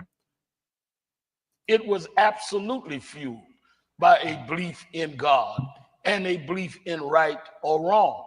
And had not there been this belief that there was a right and a wrong, civil rights movement that you alluded to or that you referred to would not have existed, because what made it wrong for people to be slaves? What made it wrong for humans to be treated unequally? Because there was nobody to say that they were all equal. It was whoever had the strength. But at the end, what is refreshing is that you are a man of faith, because any man that at this date still has faith that there are weapons of mass destruction in Iraq has more faith than any religious person I know. Wow, that's a good shot, Christopher, because he was one of the people really pushing for the Iraq war, and he was 100% wrong. That was more weapons of mass destruction right there than Saddam actually had. Yeah, that's true. That's true. Well, so, and I was talking to Nick. I don't know if you saw the interview with Nick Suter I had. Was that yesterday? Was that yesterday? From my perspective, yes. My interviews, I wish I had more time to do the chat thing. Yeah, I really... Nick really had to go, and that was unfortunate, because as Titan likes to say, Nick is freaking dreamy. Well, absolutely, Nick is dreamy. Everybody knows that. But look, like most times I can like read the chat and I respond to people and, you know, really engage with them. And I love it. Don't get me wrong. But when I'm doing an interview, I really, you know, I'm really thinking about what the person's saying and focusing 100% on them. So, you know, I really, because the video I can stop and then talk, right? You know, Nick's sitting there talking to me. I can't just stop here, like, pause, Nick, pause, I gotta deal with this thing in chat, you know. So but he was sort of talking about, you know, there were no weapons of mass destruction, and everybody kind of knew it. Like the British knew it, we knew it, he knew it. No, everybody knew this. And it was just the American government saying, no, we have credible evidence that there's weapons of mass destruction there, which never eventuated. You know, they just said, hey, believe us, trust us, bro, is what they sort of said. And a lot of countries went, okay, we'll trust you. And that trust was misplaced. Hitchens was one of the people saying, yes, they do have weapons of mass destruction. I think when this came out, kind of thing, it was, you know, mid-90s or 90s. So they probably just finished the invasion and were, because afterwards they searched for these weapons of mass destruction that they were sure were there. Never ever found any. You know, we know later. Yeah. Nothing whatsoever. According to the stuff I was looking up earlier, this specific debate happened in 2007. The Iraq War started in 2003. So right. It would have been so it was 2000s, within a couple of years of figuring out that was bullshit. And fair point to L, because yes, it was Colin Powell, the most respected person in the military at the time, who was saying, no, we are sure there are weapons. But still, Hitch was having faith and did not have evidence to support that claim. I think he argued he does, but I think that, I think that Colin Powell was kind of pushed into saying that. I think really it was probably Dick Cheney behind a lot of it. The amount of money that man made from the entire experience was disgusting. Just being the, shares in Halliburton and things like that. It's awful. Just how much it's disgusting just how much money that man made from it. So He was a dick. But he certainly was. And then blew his friend's face off with a shotgun on a hunting trip, man. Like, you can't make a villain more freaking cartoonish. Right. All you'd have to do is give him a white, like, Persian cat and he'd be perfect, like Bond villain. He probably does have a secret lair. We don't know. Yeah, and Rumsfeld, yeah. Rumsfeld, wasn't he like that angry ferret guy that used to yell at people? Anyway, I don't know, but yeah, that was bad. That was bad. Yeah, I heard that too. I don't know how much that is. So I think so. From what I heard, and I don't know the validity of this. I don't know that if this is sound. I heard that maybe a cause was that a number of countries, Iran, Iraq, and a couple of other countries around the Middle East were going to change the petrodollar to something else. I didn't know it was gold, but like it's more about the petrodollar, because the American dollar is what buys petrol anywhere in the world. You don't buy like oil with anything other than the American dollar. So that's what I've heard.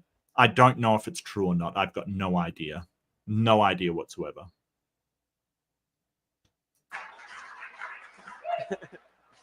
Very well. It's a very generous response. Do you mind if I take it in reverse order? The belief that there were weapons of mass destruction, or rather the conviction that Saddam Hussein was interested in weapons of mass destruction, you could, I suppose, describe as an argument from design. In other words, he'd had them before. He'd known how to conceal them. He'd used them several times. He seems to be prepared to risk his entire political career on the idea of reacquiring them.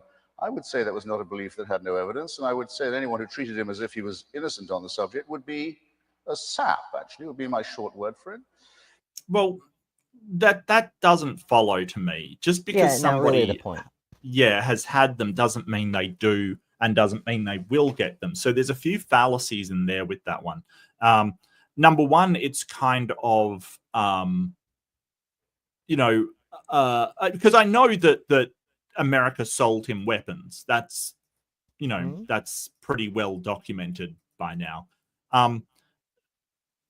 The whole idea that that he had them as well, like that he was going to use them and was trying to get them again. Well, the trying to get them again is a slippery slope, right? That definitely is a slippery slope.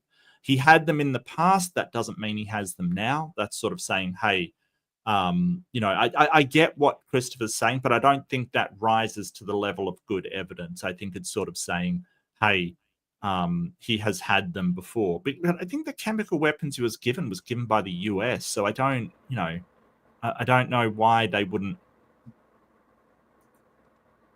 And the problem also is that the sources that were giving us this information, for instance, the sources that were saying that he had weapons were also saying that he was working with Al-Qaeda.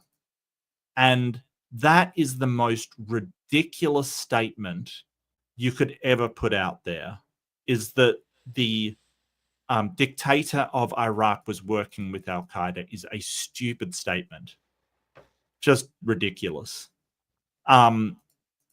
Because he was a secular dictator. He wasn't a Muslim dictator. It wasn't a theocracy. He was just an out-and-out despot.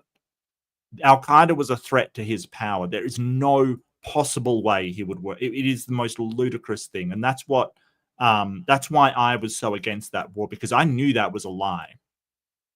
Absolutely knew it. Yeah. They hated one another. Yeah. Nonsense.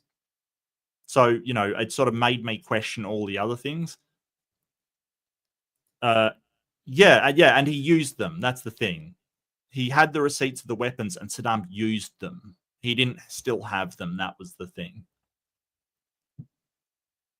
Second, on the civil rights movement, I expected you to be more assertive. I don't know what Dr. King's private convictions about religion were. I know that he studied Hegel. I know that he studied Marx. I know that among his very close entourage were a large number of secular socialists and communists. You know their names too. Stanley Levinson is probably the best known, but among the black civil rights leadership, Bayard Rustin, secular socialist, Philip Randolph, secular socialist trade union leader. These were the building blocks for the March on Washington, as was Victor Reuther and many others. The belief that it is illegal as well as evil to keep black Americans in subjection does not require any supernatural endorsement. Yes. It had been proved repeatedly in law and in morality and in ethics and demonstrated in practice. The only thing that had always been consistently justified by the churches was initially slavery, the right to hold someone as a slave, biblically warranted, and the right to keep the races separate, which is endorsed by a church that, just to give a contemporary example, one of the current candidates for the Republican nomination is a member of a church, the so-called Mormon Church of Latter-day Saints, that until 1965 had it as an article of faith that the Bible separates the sons of Ham and makes them lesser. Well, I don't have. And that is true. That was part of the Mormon Bible for quite some time. It's still held in several parts of the South and other reddish regions of the United States, especially by the Baptists, but to a great degree, some of the other Protestants. This whole legend about the sons of Ham are cursed, and that's where the African race comes from, and all this nonsense. And it's still a thing. It may not be like a Council of Elders level article of doctrine, but it's still passed on as if it were true. And I think he's actually talking about Mitt Romney, who I have conflicting thoughts about Mitt Romney. Like, he's a Mormon. He that. Oh, Romney. I was thinking of McConnell for some reason. Mitt Romney, is that how you pronounce it? Mitt Romney? Yeah, I think that's right. Okay. But at the same time, he's one of the few Republicans that denounced Trump and wouldn't get on side when Trump was winning through the Republican Party. He would not bow and scrape to the man. And for that, I respect him. I respect at least his conviction to say, hey, this is a bad person, doesn't align with, my morals, and I'm not going to support him, So kudos for that. Kudos for standing by your beliefs, which, we can't say for other people, like Ted Cruz and, all of these people. Romney is a horrible individual with absolutely abysmal beliefs. He's the one who got caught on tape saying that poor people should try not being poor, maybe. Very out of touch, very reprehensible. But he doesn't just fold like runaway coward Cruz. Yep. And a lot of other people as well, like people that Marco Rubio, for instance, sort of told everybody that Trump was a totalitarian and he'd be a despot and he's awful and things. He's working for him now in his White House. Well, what the fuck happened, Rubio? What happened in between then and now that you think he's that much better now? Or is it just that you do not stand by your principles? I would suggest the latter. Yeah, Chris Christie. Yeah, I mean, Chris Christie was like, he's horrible, and then endorsed him and went for him. And then when he was thrown under the bus, he said he was horrible again. Chris Christie's awful. I agree. Yeah, it's shit like that is why people think Republicans just have no principles or morals at all. When they do have them, they're fucking awful. But it's only on the national level, we see videos every day, almost every day, of state or county or city level Republicans who are standing up to asshattery on every level. There was a video a couple of weeks ago about a city councilor, a city council meeting and something trans rights and after the hundreds of people testify how important it is to affirm that all humans deserve human rights, period, end of story. The one transphobe gets up there and starts doing her nonsense, and this guy, he's like, ma'am, with all due respect, you're full of shit. It's just, he didn't put it that way. He put it in politician speak. But it was like, we do still see that. Republicans do that, just not on the national level. And it's fucking drives me batty. Well, and I had that question for Nick. Like, what has happened to the people that were for democracy, the republic, representation of the people, law, order? No one's above the law, and suddenly it is throw all of those values out the window, and it is really sad to see. I disagree on tons of what they do, but what they've turned into is shocking, just shocking. It's just, if this goes badly, I wonder how they can even recover their reputation. Like, I wonder how they can recover, but it seems like tribalism has kicked in and people will never admit that they've done anything wrong. Reagan happened. Well, that's true. That is true. Fucking Reagan. Although you could argue he was just a manifestation of an existing... He made it worse, but that ball was already rolling downhill and gaining steam. He just kind of capitalized on it. Well, at least Reagan didn't cozy up to dictators in Russia and North Korea and China and sort of cozy up to the worst people in the world, basically. Yeah, much. Some much, yeah. I'll stick much. With that. Yeah, okay. I don't think it has any authority. So in a sense, I return the question to you.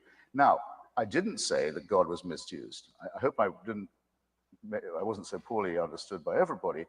I said that the idea of God is a dictatorial one to begin with, the belief in a supreme, eternal, invigilating creator who knows what you think and what you do and cares about it and will reward or punish you and watches you while you sleep is, I think, a horrific belief, a man-made one, fortunately. I'm very glad there's no evidence for it.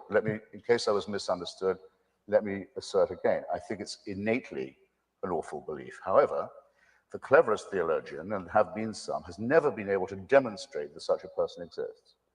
It's impossible to do so. It's not possible either for me to demonstrate conclusively that no such person exists. That cannot be done either. But one thing can be done. A person who claims not to know only that this person exists, a task beyond our brain, but to claim to know his or her, I accept your correction, Reverend, mind, to say, I know, because I'm in holy orders, what this entity wants you to do, what he wants you to eat, who he wants you to go to bed with, and how he wants you to go to bed with them. What you may read, in what associations in private you may form, what thoughts you may have. Yeah. That person is out of the argument now, it seems to me. We know that no one knows that. So the claim made by the religious that they know God, they know his mind, and they can tell us what to do in his name is, I think, exploded. And that's a very good point. So, and it comes back to that question, how do you know that you're right and the denomination down the street is wrong? Like, how do you know that? You're sort of saying you cannot understand his mind, yet I'm going to tell you what's on his mind and what he wants you to do or does not want you to do and what is good and what is bad. The question sort of comes back to how did you discover these moral commandments from God? And if you're going to go to the Bible, well, there's some horrific stuff in there. Yeah, we don't kill babies for fun. Right. Fuck's sake, all that nonsense. What Christopher said just now reminds me so much of one of Forrest Valkai's trademark rants. Like, how did the universe get here? How did life begin? What is my purpose and what is the destiny of all of us after we die? Well, there's one answer, one easy, simple answer to all these questions. It's a guy. A guy did it, a very magic guy, and I know this guy. In fact, I have a relationship with this guy. He never calls and he never writes, but I still, like, telepathically understand what he wants, and he hates shellfish. Right, and mixed threads, Yeah. Yeah. And he hates it when you wear threads of mixed. Yeah. He created them, but he fucking hates them. And do not be gay. He doesn't like gays for some reason. Seriously. It is not argued by my side, at any rate, or by no one I know on it, that our presence here on the planet is something that is susceptible of a smooth, logical, reasonable explanation. To the contrary, we are still very much in doubt as to precisely how we came to be human and to separate ourselves from some of our common ancestors. We also know that of the species that have been on this small planet, in this tiny solar system, since the beginning of measurable time, of the number that were ever in existence, more than 98.9% have become extinct. A certain solipsism, I think, is required to believe that we, as a resulting species, are somehow the center of the created cosmos. This is not modesty, as the Christians call it. It's not humility. It's an unbelievably arrogant claim to make. But at least it makes up for the other claim we're supposed to put up with, which is, well, yes, but we're also miserable sinners conceived in filth and doomed to abject ourselves. Yeah, and that one I have a massive issue with. This Same. whole thing that, you know, you are worthless and trash, and, you know, it's kind of, it's basically negging from Jesus, you know, negging for Jesus. You are trash and horrible and worthless, but I've got a way to forgive you. But because Jesus loves you in spite of that. That's negging as far as I'm concerned, you know. Goodness, yeah. I mean, it's cult tactics. It's yeah, your absolutely. garbage, you deserve nothing, but we love you. You're welcome here, even though you're worthless, horrible, and deserve nothing. And I came across so many preachers over the years who were like that, you know, they'd get up on the pulpit and they'd be like, you are evil. You're full of horrible sin, wickedness, just wretched nastiness flows through your soul. It's sewage in your mind and in your computer browser history and all even worse things. And they go, but so am I. I'm like, no. Saying, but so am I with this pretend humility bullshit. Yeah. That does not make it okay, what you just said, Mr. Man. Right. Yeah. And you're trying to get people to internalize that shame, because you can provide a habitual calming effect to that shame feeling. Like, we know this is how cults operate. It's how love bombing operates. You basically make someone feel like they are absolute garbage, get them to internalize just how horrible they are, and then bomb them with love, then tell them just how much you love them and accept them, and they'll be back for more, because that's where they're getting a relief from that feeling of shame.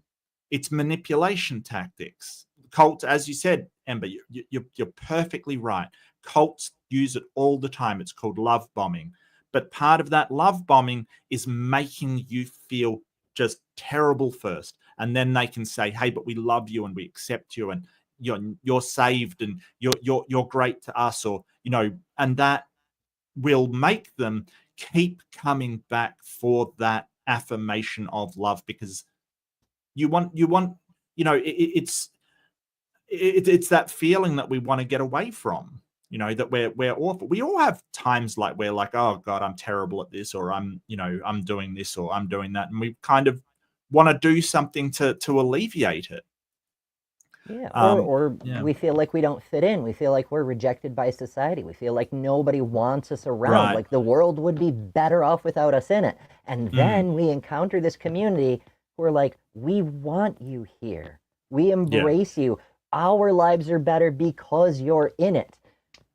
Yeah, you're going to go back, you know? Sure. And I mean, that's just human nature. Like if you know, I meet somebody and I say, hey, I like what you're doing and things like that. You know, you're a good person to me. You're welcome here, and that's great. But if I'm at the same time saying, hey, you're a piece of shit, and you are disgusting and horrible, and no one should like you, but I love you, that's the problem, because that feeling is actually being preyed on by somebody. I'm actually taking advantage of it. So horrible. Yeah. Only Jesus, with his divine capacity to forgive, can look past how wicked you are and embrace you anyway. And it's for Jesus' sake that I embrace you. I still think you're a disgusting worm. You know? Like, what the fuck, man? But it's done in such an insidious way. And the fact that this is taught to children is incredibly alarming. And not only that, it's sort of, you deserve to be tortured eternally. And if you don't believe in what we teach and accept this love, you're going to be tortured eternally. I love you so much, I'm going to burn you if you don't reciprocate. Right. It's kind of like that, okay, so imagine a pickup artist that goes out to the woman on the street and says, hey, you're ugly and disgusting and I hate your taste in clothes, but I'm willing to go out with you. And if you don't go out with me, I'm going to put petrol on you and light you on fire. Do you feel the love yet? Like, oh my goodness, you see the same thing with all these wannabe pickup artists, even on Tinder. They'll be like, hey cutie, what you doing later, whatever, and you say, not my type. What? Even if you're perfectly pleasant about it, any kind of no. Oh, fine, you're an ugly whore that no one would want anyway. Exactly. And I'm just like, you were just trying to get with me, my guy. What do you mean? Yeah, that's essentially it. It's put down the person and then offered to be with them in spite of their obvious failings that you've just made up. It's awful. It's absolutely awful. And I miss me with that crap. I can't even stand to watch it. It is awful. I hate it.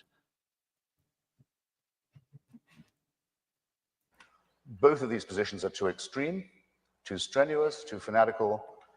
Both of them reinforce each other in unpleasant ways, and both should be outgrown by us. Voila. Well, I think you probably had a...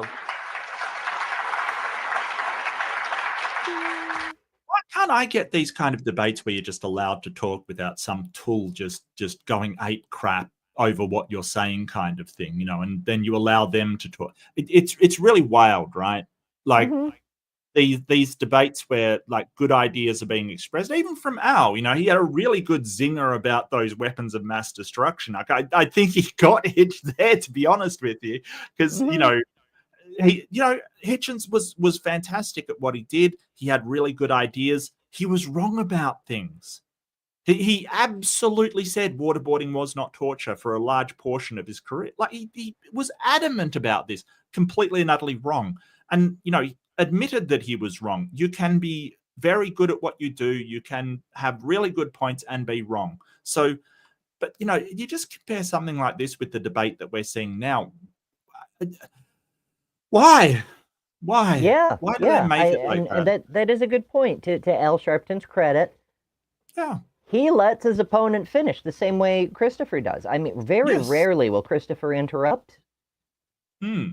I think back to one of the earlier debates we covered, Hitchens versus Frank Turek. Hitchens interrupts Frank once. Turek cannot let Hitchens talk ever. Like they had to turn down his microphone. Yeah. And that's what we're getting into. Like this in lieu of in replacement of actually being able to speak intellectually with another person, they have substituted these scripts and these gotchas and these tactics where they talk over the top of them. It's I don't know why they're doing it. It is pathetic. It really is. But that's the way that it's going, and it makes me sad because I really appreciate people when they actually get a good debate out of them. Yeah, well, have debates I think been officially trying? Maybe. I don't know. It's just like, I mean, even Trump's debate, right? Like the one debate he had against Harris, yes, he tried to talk over her every single fucking time. But I mean, the format was set up so that the moderator would ask a question and then the candidate would answer the question. They weren't really talking to each other much. And so it's not so much that it's Trump's influence. It's just he's sort of the epitome of the age of mutual disrespect for everyone and everything except getting your own way. I completely disagree. It is because of him, because they had to do it that way because of what happened with Hillary, where he was wandering around behind her and just going wrong, and just interrupting her on every single level. Like, I'm not a huge fan of Hillary, but she, that was absolutely disgusting the way that he performed in that debate. It was absolutely disrespectful. And the way he was walking behind her while she was talking was absolutely repugnant. It was like a predator, like, wow, dude, you look like a stalker right now. So, I mean, he kind of is.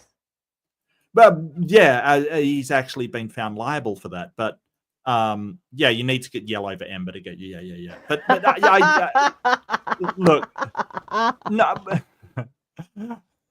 wrong. That was the kind of thing is why they went to that sort of format where it wasn't talking to each other, because he was absolutely obnoxious. I think Harris was also a bit more prepared for what he could do, so I think that was a good thing. Oh, sure. I think though they should have muted his mic when he wasn't talking, though. He still did it. That's the thing. Yeah, and they were supposed to. They were supposed to, but letting him talk anyway. Yep. It's fucking wild. But what I'm saying is just that, like, whatever Trump does or doesn't do, the increase in garbage fire on the internet is separate from that. It may be influenced by that, it may be gasoline on the fire, but that shit was happening anyway, because online debate is very informal and it tends to favor the garbage fires because the drama is what brings the eyeballs. That's true. That is true. I have to acknowledge that. Yeah. I do believe that. Yes. I will say when I think that a moderator has not done their job, and all props, like someone like Ryan, he moderated a debate in mine where he had to mute the guy and he did not hold back, and I feel bad for him that it was a lot of work, but he did a fantastic job, because that man, that was that Ross guy, he would not let me talk at all. It was crazy. So if you want to see that debate, if you want to see a crazy debate, what was his name? Ross, I can't remember his name. It was some black dude. He had a thing I had a weird name, like I can't remember the name of his channel. I think you probably had a bad Sunday school teacher, because a lot of what you're saying is based on dogma and has. Well, he admitted he had a bad Sunday school teacher. They thought our plants were green because it was comforting to the eyes. He already said that, I already said that. So yeah, it's nothing to do with one's belief in a supreme being. You're discussing, again, religions, dogmas, denominations, not the existence or non-existence of God. I'm glad to hear you concede you can't prove he or she doesn't exist any more than you claim that those that believe. Sorry about this. There's a bit of a static thing. This is a shocking copy, but it should end in a second. So please put up with it. I'm sorry about that. Are you going to claim that's God speaking on my behalf? Yeah, it's God preventing Al Sharpton from talking. Just which is fair. Yeah, or that's the fair. devil, which you choose. But I think that again, the basic core question of God goes way beyond any example, no matter how witty or humorous, of those that come in God's name, because it is the dictates of denominations or organized religious groups that tell you what to eat and what to wear and who to sleep with and all of that. That has nothing to do with the existence of an order to the universe that is clear and evident. That science, I think, confirms that it evolved from somewhere. That's how I relate to God. To your point, however, since I wasn't assertive enough in the first going forward, And I think one guy said that the other night in Vegas, and Mayweather got more assertive. He won the fight, so watch out on that. But I'll get a little more assertive.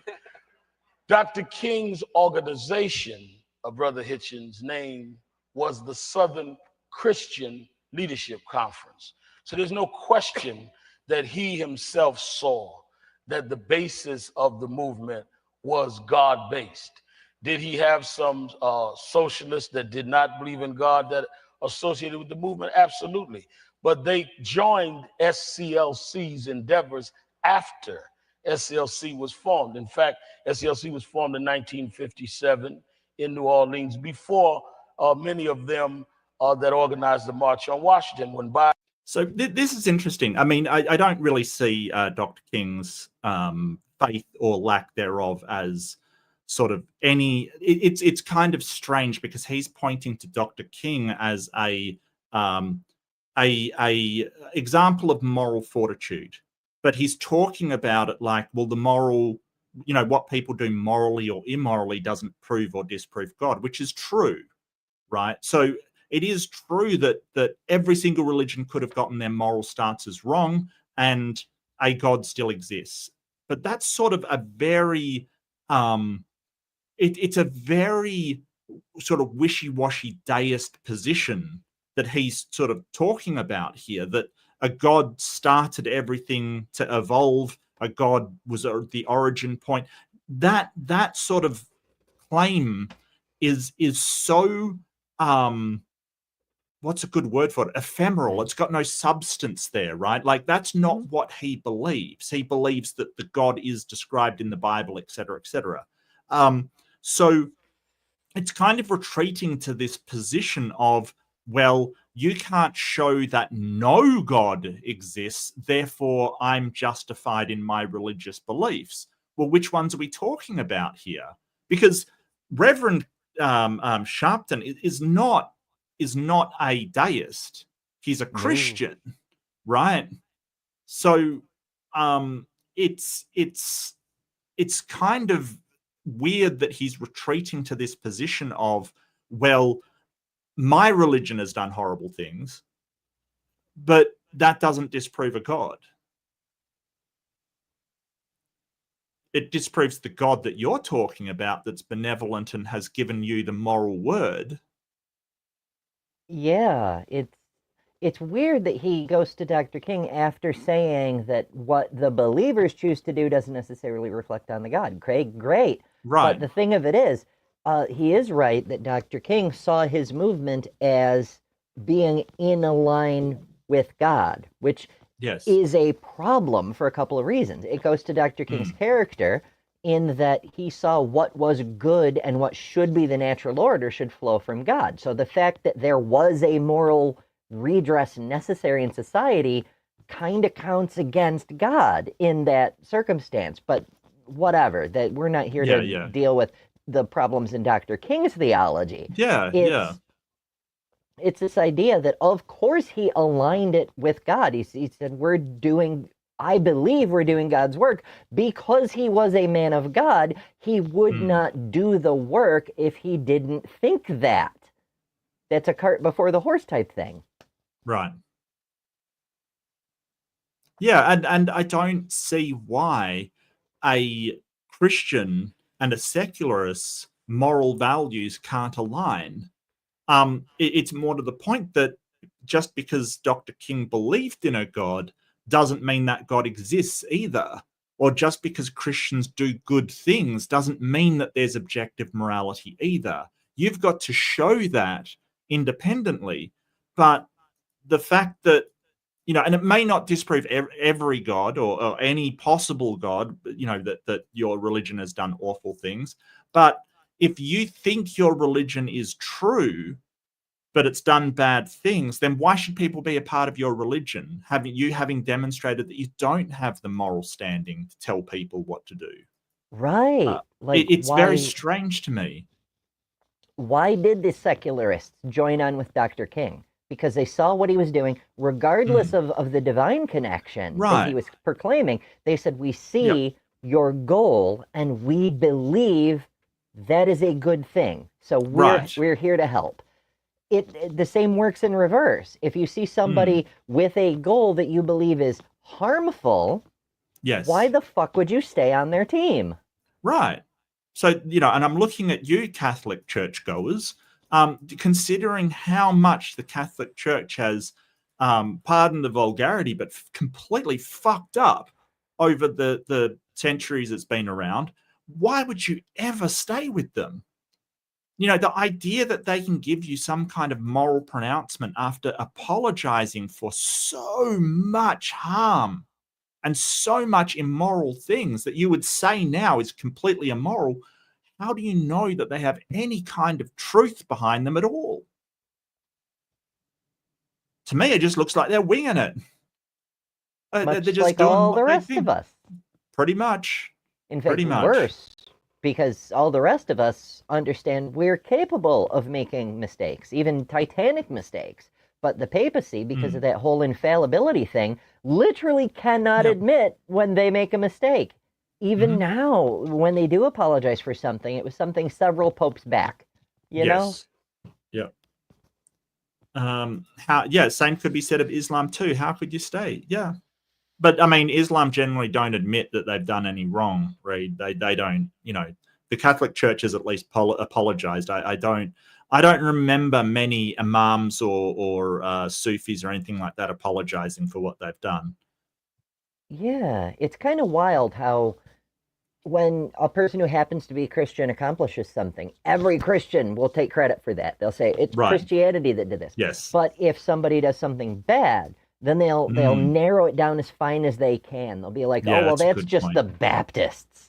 That's not my Christianity. But it was a Baptist who did this thing. Oh, Christianity brought that. It's the same double standards all the way down. You even see it in high school football games. If a player gets a touchdown, praise God. But if a player fumbles the ball, well, he's a butterfinger. That's the player's fault. Yeah, exactly. Yep. Rustin, who I knew, went down south. His problem was he debated a lot with the ministers there, who was the core of that group. So to try and secularize the civil rights movement is just totally inaccurate. It was a church-based, faith-based movement. There's no question about that. And Dr. King, way before he studied Hegel and the rest, he grew up in Ebenezer Baptist Church, was an ordained minister, first went to Morehouse, then Crozer Theological Seminary, then went to Boston to study those that you have referred to. So let's not reinvent Dr. King any more than we try. I don't think that's true. I think Al is wrong on that one. Yes, there was King's movement, right?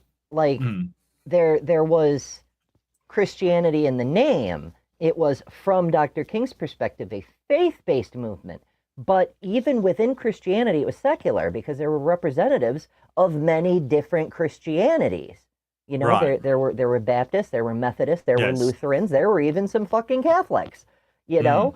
And even though, yes, they're all the flavor of Christian, they all think each other are wrong, arguably more severely wrong than the Muslims and the Hindus, because they should be right, but they're all committing heresies from the perspective of each other. And it's important to remember that the concept of secularity isn't no religion. It's multiple religions working together for a common goal. And that's what we saw in King's movement. It was definitionally secular.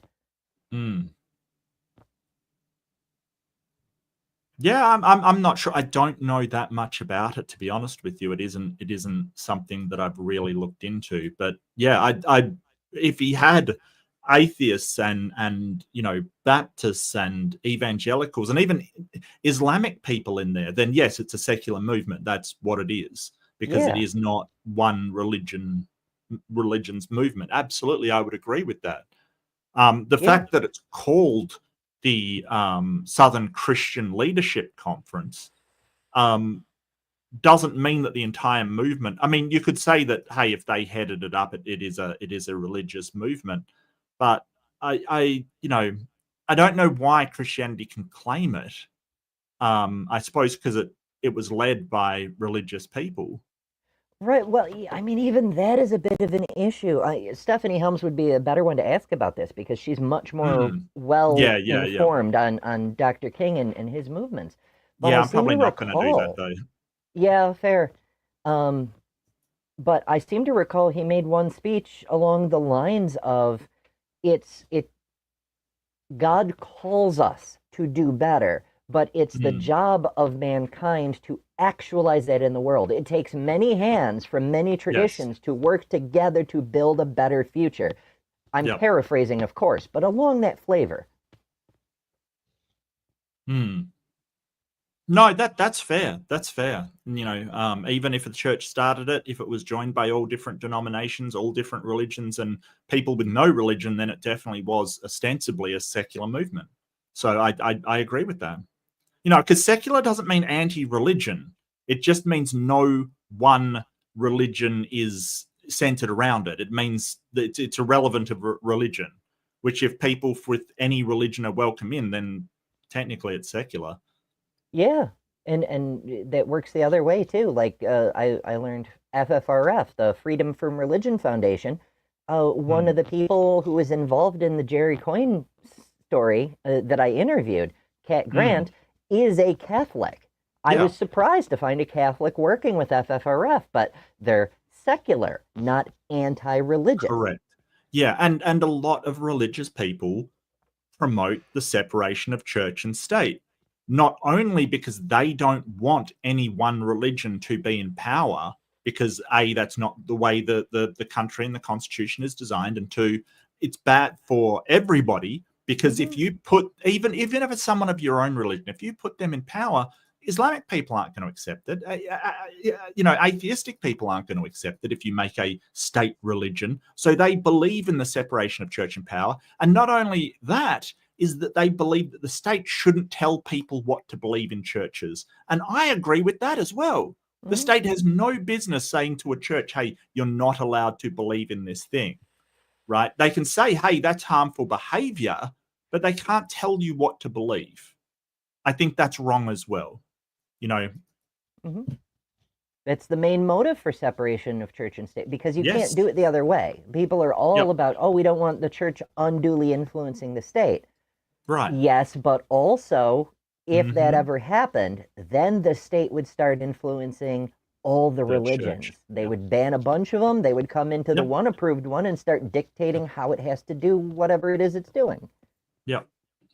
It's bad news for everyone. And if you are harming people, fair enough if the state is preventing harm to people. But if they're just sort of, you know, they don't like your religion, they don't like your set of beliefs, the state has ought to have no power to tell you what to believe and not to believe. That's up to you. But if you're harming people, well, that's a different story. You know, that's a completely different story if your beliefs are harming people. To some denominational convention. And as for the one Mormon running for office, those that really believe in God will defeat him anyway. So don't worry about that. That's a temporary. How do you know he's not right? How do you know? Okay, I have doubts that, you know, Jesus was an alien as well. But, you know, how do you know? How do you know? I mean, yeah, like we can demonstrate Joseph Smith was a con man. We can demonstrate that a bunch of shit he said was dead wrong. But that still doesn't mean he didn't have a magical set of tablets and a cool hat and magical. I mean, there's better evidence for the LDS faith than for mainstream Christianity. Yes, there is. So, you know, if you're gonna say the Mormons are wrong, I mean, we can say the Mormons are wrong, but if Al is going to sit here and say the Mormons are wrong, he has a problem, because if he's intellectually honest, he has to admit that his own is even more wrong. Well, even more unlikely, I would say. You know, it's sort of,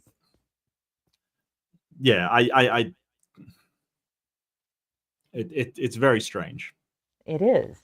And if his argument is like, oh, well, they just came along and put an addition on a religion that was already there, it's like, well, that would be the epitome of hypocrisy, right? Like that would be that would be the worst hypocrisy ever. You can't put your fan fiction on someone else.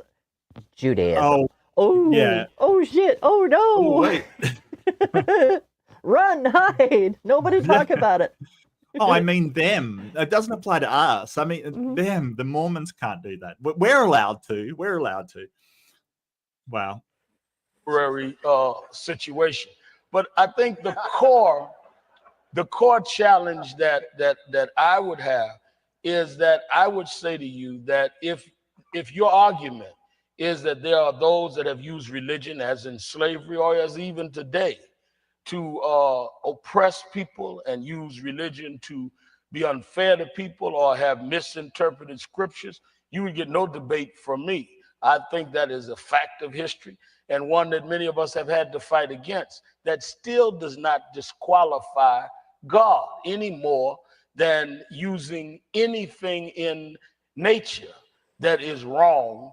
To say that one eats food that is poisoned does not mean one should therefore starve because food is inherently bad. That I think you're confusing the misuse of religion with the existence of God.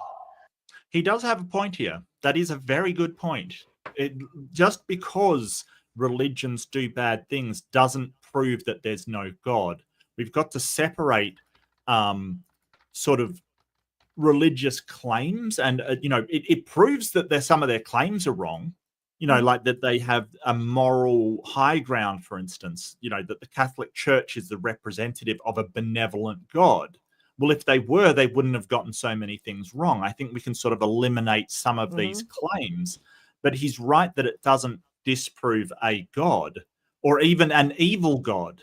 Like, what if God was evil and he just wanted to screw with us, so he made up these religions in order to harm people? Like if it's an evil God, then it completely works, kind of thing. So, yeah, it's true, and that's one of the things that's so frustrating about dealing with these, super unfalsifiable religions, because even if we do nail down something that's falsifiable, it's like whack-a-mole. Like we knock down the Catholics, and then the fucking Baptists pop up, and we knock down the Baptists, and then the fucking Episcopalians pop up, and they're like, you haven't disproved our favored version of our denomination, of our translation, of our interpretation. Like, and then for 2 seconds, the Mormons come along, and it's just like, you've got to be joking, right? And then the Islamists just suddenly arc up, and it's like, this is ridiculous. I think that, but at the same time, he wants to use the good that Christians have done for evidence of a good God, while ignoring the bad that Christians have done for evidence of a bad God. There's something wrong there. You can't just sort of take the good without taking the bad as well. And you say, hey, but it means that a God doesn't exist. Yes, but Christians doing good doesn't show that a God does exist, right? Those Christians could have done good because their sort of culturally constructed moral system pushes them to do good. Not bad. So if you're going to disqualify all the evil that Christians have done from disproving God, then you've got to disqualify all the good Christians have done from proving there is. And I think that's fair.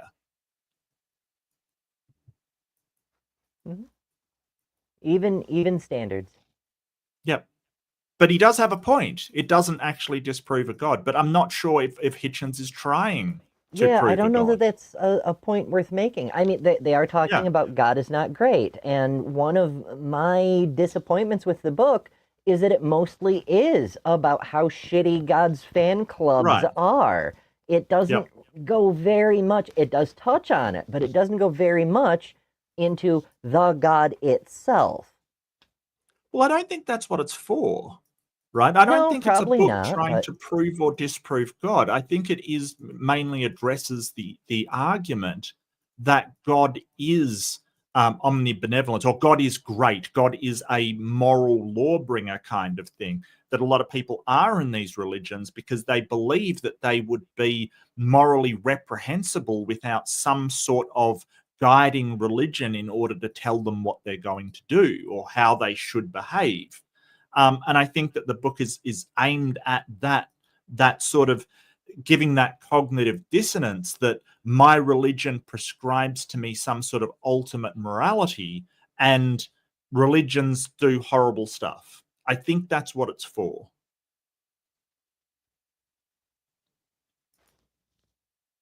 Religion is not great. Yeah. So, I think they're sort of talking past each other right now, sort of thing. That Al Sharpton's talking about, well, you should be showing that a God can't exist, and Hitchens is sort of talking about how, if religions are the ones that are telling you that God is great and they're behaving like this, can you really trust them? Essentially, like how can you get your moral standards from these people? Yeah. I think the bigger point is it doesn't really matter if God is great or not, because if this is the result that we get, then what good are they? Right. And do they have objective morality? If all of them are screwing up the message, their interpretation is wrong. It can't be objectively gained. It's got to be perception, right? It's got to be your subjective experience. Whatever you take from the Bible. So, who knows? And I guess I make that point in a lot of different videos and things, that even if there is some God-formed objective morality out there, it's got to be subjectively interpreted. So you still don't have objective morality. It's still subjective depending on your interpretation. There are those that have no religious affiliations at all that believe in God. There are people that don't deal with organized church at all that still believe in God. So when you say God is not great, let's not then debate organized religion is not great, or some that have exploited organized religion is not great. You, in the title of your book, and I've had a chance to go through your book, attack God, not those that express that they are therefore standing in God's place or representing God. Yeah, but here's the problem. He's talking about the character as described in the holy texts, right? He's not talking about an actual God. Like, I think that Al Sharpton's kind of missing this point, that he's really talking about how the character is portrayed. It's like if you go through a movie and say, hey, John Wick is a good person, right? You're not actually talking about the person. Or John Wick is not great, right? Like, he's not a great man. Like, you're not talking about an actual person. You're talking about the portrayal of the person. So I think they really are talking past one another here. I don't know how Christopher Hitchens would talk to, speak upon God's character or describe God's character any way other than how it's been described in holy texts and by religions. Do you know what I mean? Like, he doesn't have, like, Al Sharpton seems to go, well, you've got to talk directly about God instead of the interpretations of religions. How? I've never met the man. How? It's impossible for me to talk on directly on the character of God, but I don't think you've ever met the man either, or woman. I will take that correction from Al Sharpton as well. I don't know how you're supposed to talk about something. It's like saying, well, you're not allowed to talk about the movies about John Wick. You've got to talk about John Wick directly. How? I don't understand that. It's wild. So since we got off on denominations, I decided to do some poking around on Al Sharpton to see, like, what denomination is he, and would he favor this and that. He's currently Baptist. He was ordained a Pentecostal minister at the age of 10. Oh, at the age of 10? 10. 10. Wow. And that kind of shook me a little bit. He was apparently, according to his biography, he's been preaching since the age of 4, which is why they ordained him at 10. But I mean, like, for him, religion has been his entire life. Yeah. Wow, that's wild. Yeah, no, I that is odd.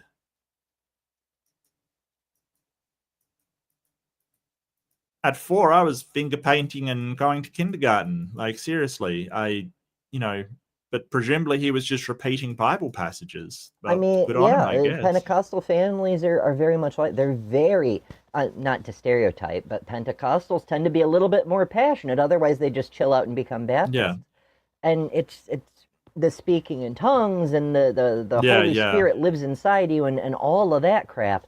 But like, it's just, it'd be like, so, at age 4, I was reading college level science textbooks. That would be like giving me my own lab at age 10, Right. Yeah, exactly. Yeah, absolutely. That's wild. It's disturbing. It is a little, yeah. I feel like maybe he didn't have a childhood, like that. That's a lot of responsibility to put on a 10-year-old to, not engage in any kind of sexual activity, to uphold all of these moral teachings kind of thing. Like, that's a lot of responsibility to put on a frigging 10-year-old. That's terrible. Yeah, they handed him the keys to, he started an organization called the National Youth Movement. And he ran that for 17 years, registering people to vote and whatnot, which is, that's good, great yeah. and all. Yeah, but like, they took this child and immediately enlisted him into the army of God and put him in charge of shit. Like, what the fuck? Wow. And your whole oratory about weapons of mass destruction, and he thought he had it and all of that. When we found him, he was in a rat trap with a .22 pistol. He knew he didn't have any weapons of mass destruction, because no one, as one that comes out of the hood, no one that has atom bombs would just retreat with a .22 and wait on the cavalry. A smart person might, and also demonstrate the atom bombs. I think I better stick to the reverse order. Okay, well, I know this goes for like about an hour, so I might call it here at half an hour. It seems prudent, I guess, and that seems like a good time to sort of cut it. I do apologize, but this one might be a bit of a short one, so I apologize. But I'm feeling a bit tired today, so I might call it here. What do you think so far? It's there's a lot to talk about. There's a lot to laugh about. They both made some decent points. Yes, decent within the context of the engagement between the two. Neither one has really landed a solid blow about religion yet. But there's shit to discuss, and also I had no idea this discourse even existed. Neither did I. And here it is, and it's like, so it's interesting. It's fascinating, sociologically and culturally, and Oh, I meant growing up, aren't you? Just stop. Just stop, all right? I meant like as you grow up, like 14, 15, 16, 17, 18, 19, like you obviously he's going to be expected to be a paradigm of purity, and I have certain issues with purity culture kind of thing. Well, I guess any kind of sexual thoughts whatsoever kind of thing, because as somebody goes through the teenage years, hits puberty, they're going to, like, that is a thing. And if we just say, hey, don't do that, instead of here's what your body's doing and how you cope with that kind of thing, I think it's a lot better. So that's what I meant, Artjer. You suck. You're misinterpreting me. That was not the you're right. That was not the best phrasing from me. Taking the Bible quotes out of context. Yeah. Well, no, they are not held from sexual relationships, but they are still subject to adultery, which is sex outside of marriage. Yeah. Don't forget But that. I They're I still I not did have allowed the same adultery. thought. I was like, a 10-year-old probably shouldn't be any. I mean, unless, of course, being in a religion, you're kind of like, that happens anyway. That's why the Catholics and the other pastors keep getting into so much trouble. But in details. Yeah. Well, I think, I see a little bit of talking past each other here. And I see what Sharpton's doing. He's kind of retreating to a nebulous, well, even if all of the religions in the world are wrong, there still could be a God. And it's kind of weird because you can't attack such a nebulous sort of entity directly, right? Because it's kind of that will prove that a God doesn't exist if all the religions are wrong, and just a God is out there with no attributes, doesn't involve himself in the world, divinely hidden. Say, how do you prove that doesn't exist? You can't.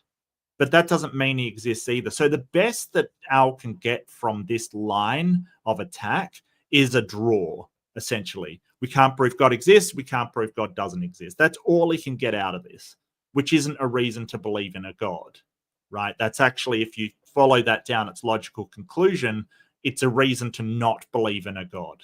Because why bother?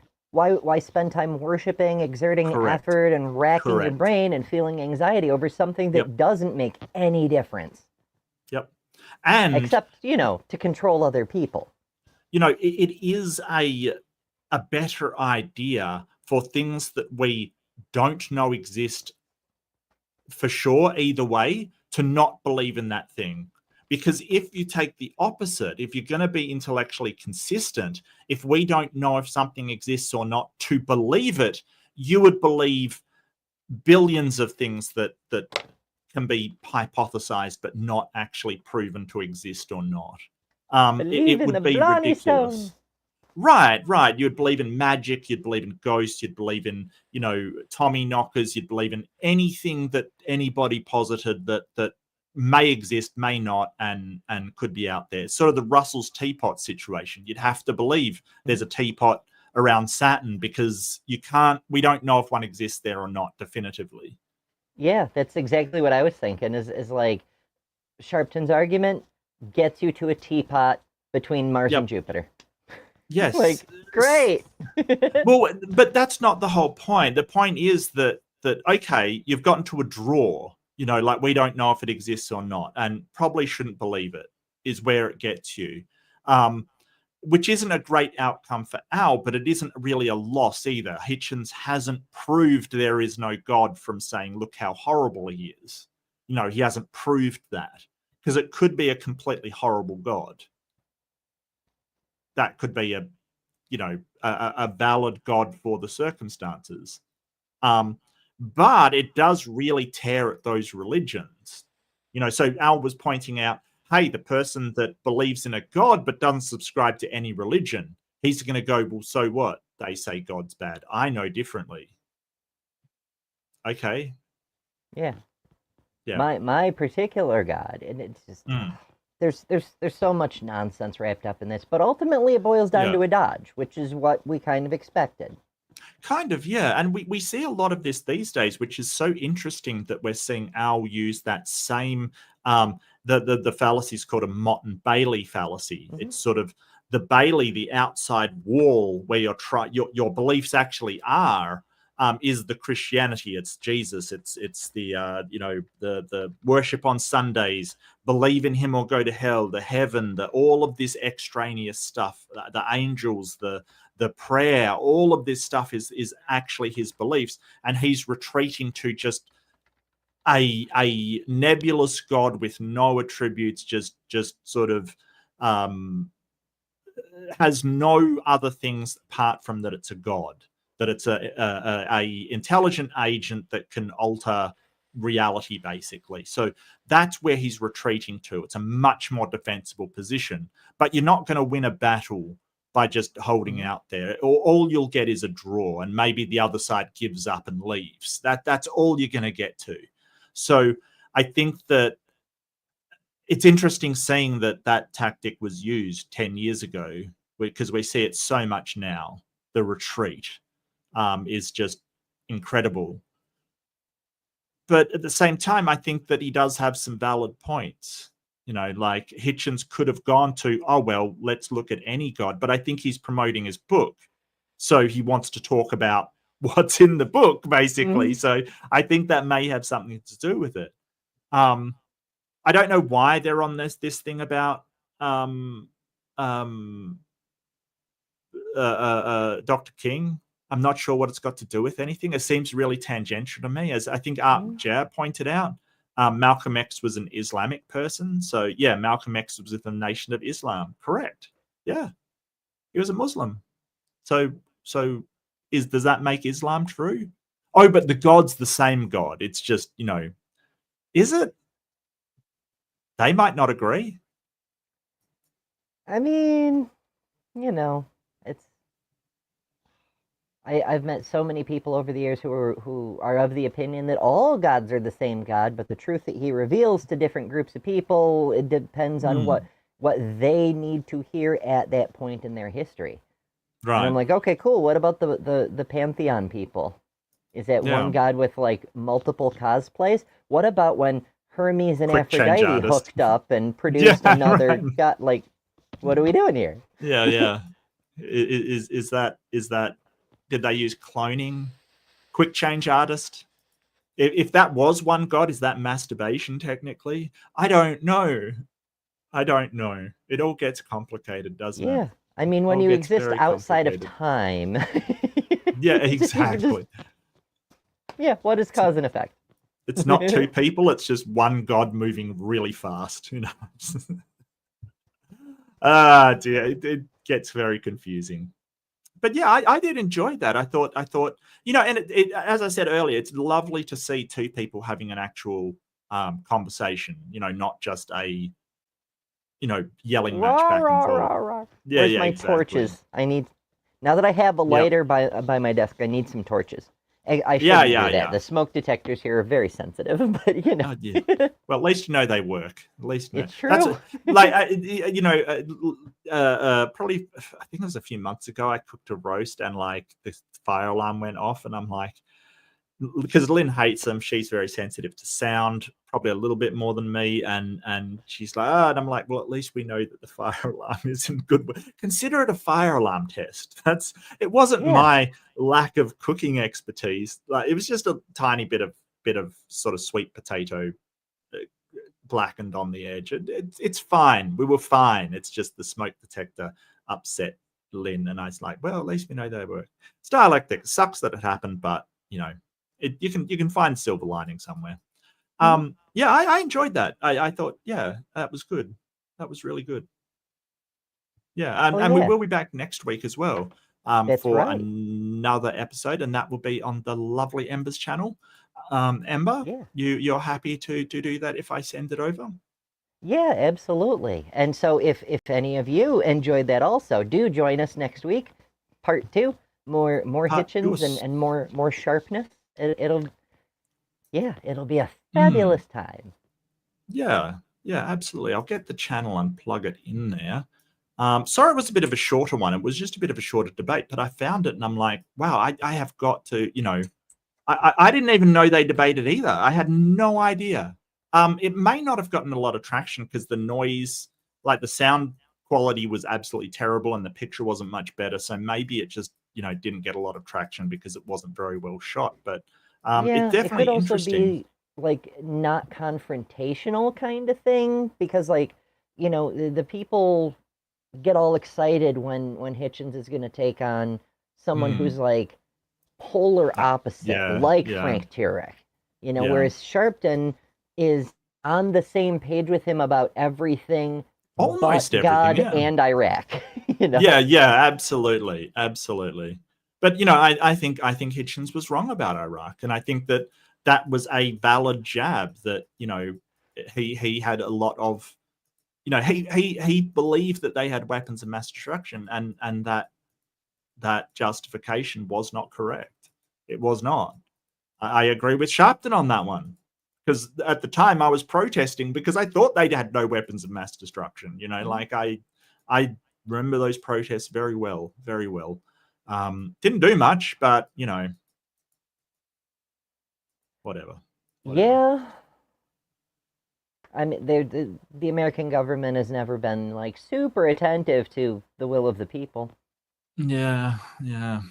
Even less so now, apparently. But we will be back. Yeah, sorry to Marty. Marty just got here and we're leaving, so I'm sorry, Marty, but it's good to see you. Thank you, everybody, for joining me. Don't forget to be kind to yourself. Be kind to others. There's no reason why you have to shout over other people. You can let them talk and they respond to them. It's possible to have an intellectual conversation without, you know, just yelling at people. Try it sometime. Might actually be a good thing. But thank you for coming, Ember. I will be on your channel next week. Catch us then, and we will, you know, put a bow on this one. Thank you for joining me. Hope you enjoy your day or night, and we'll see you in the next one. Bye-bye. This old switchboard could talk. Wow. Your ears would sizzle.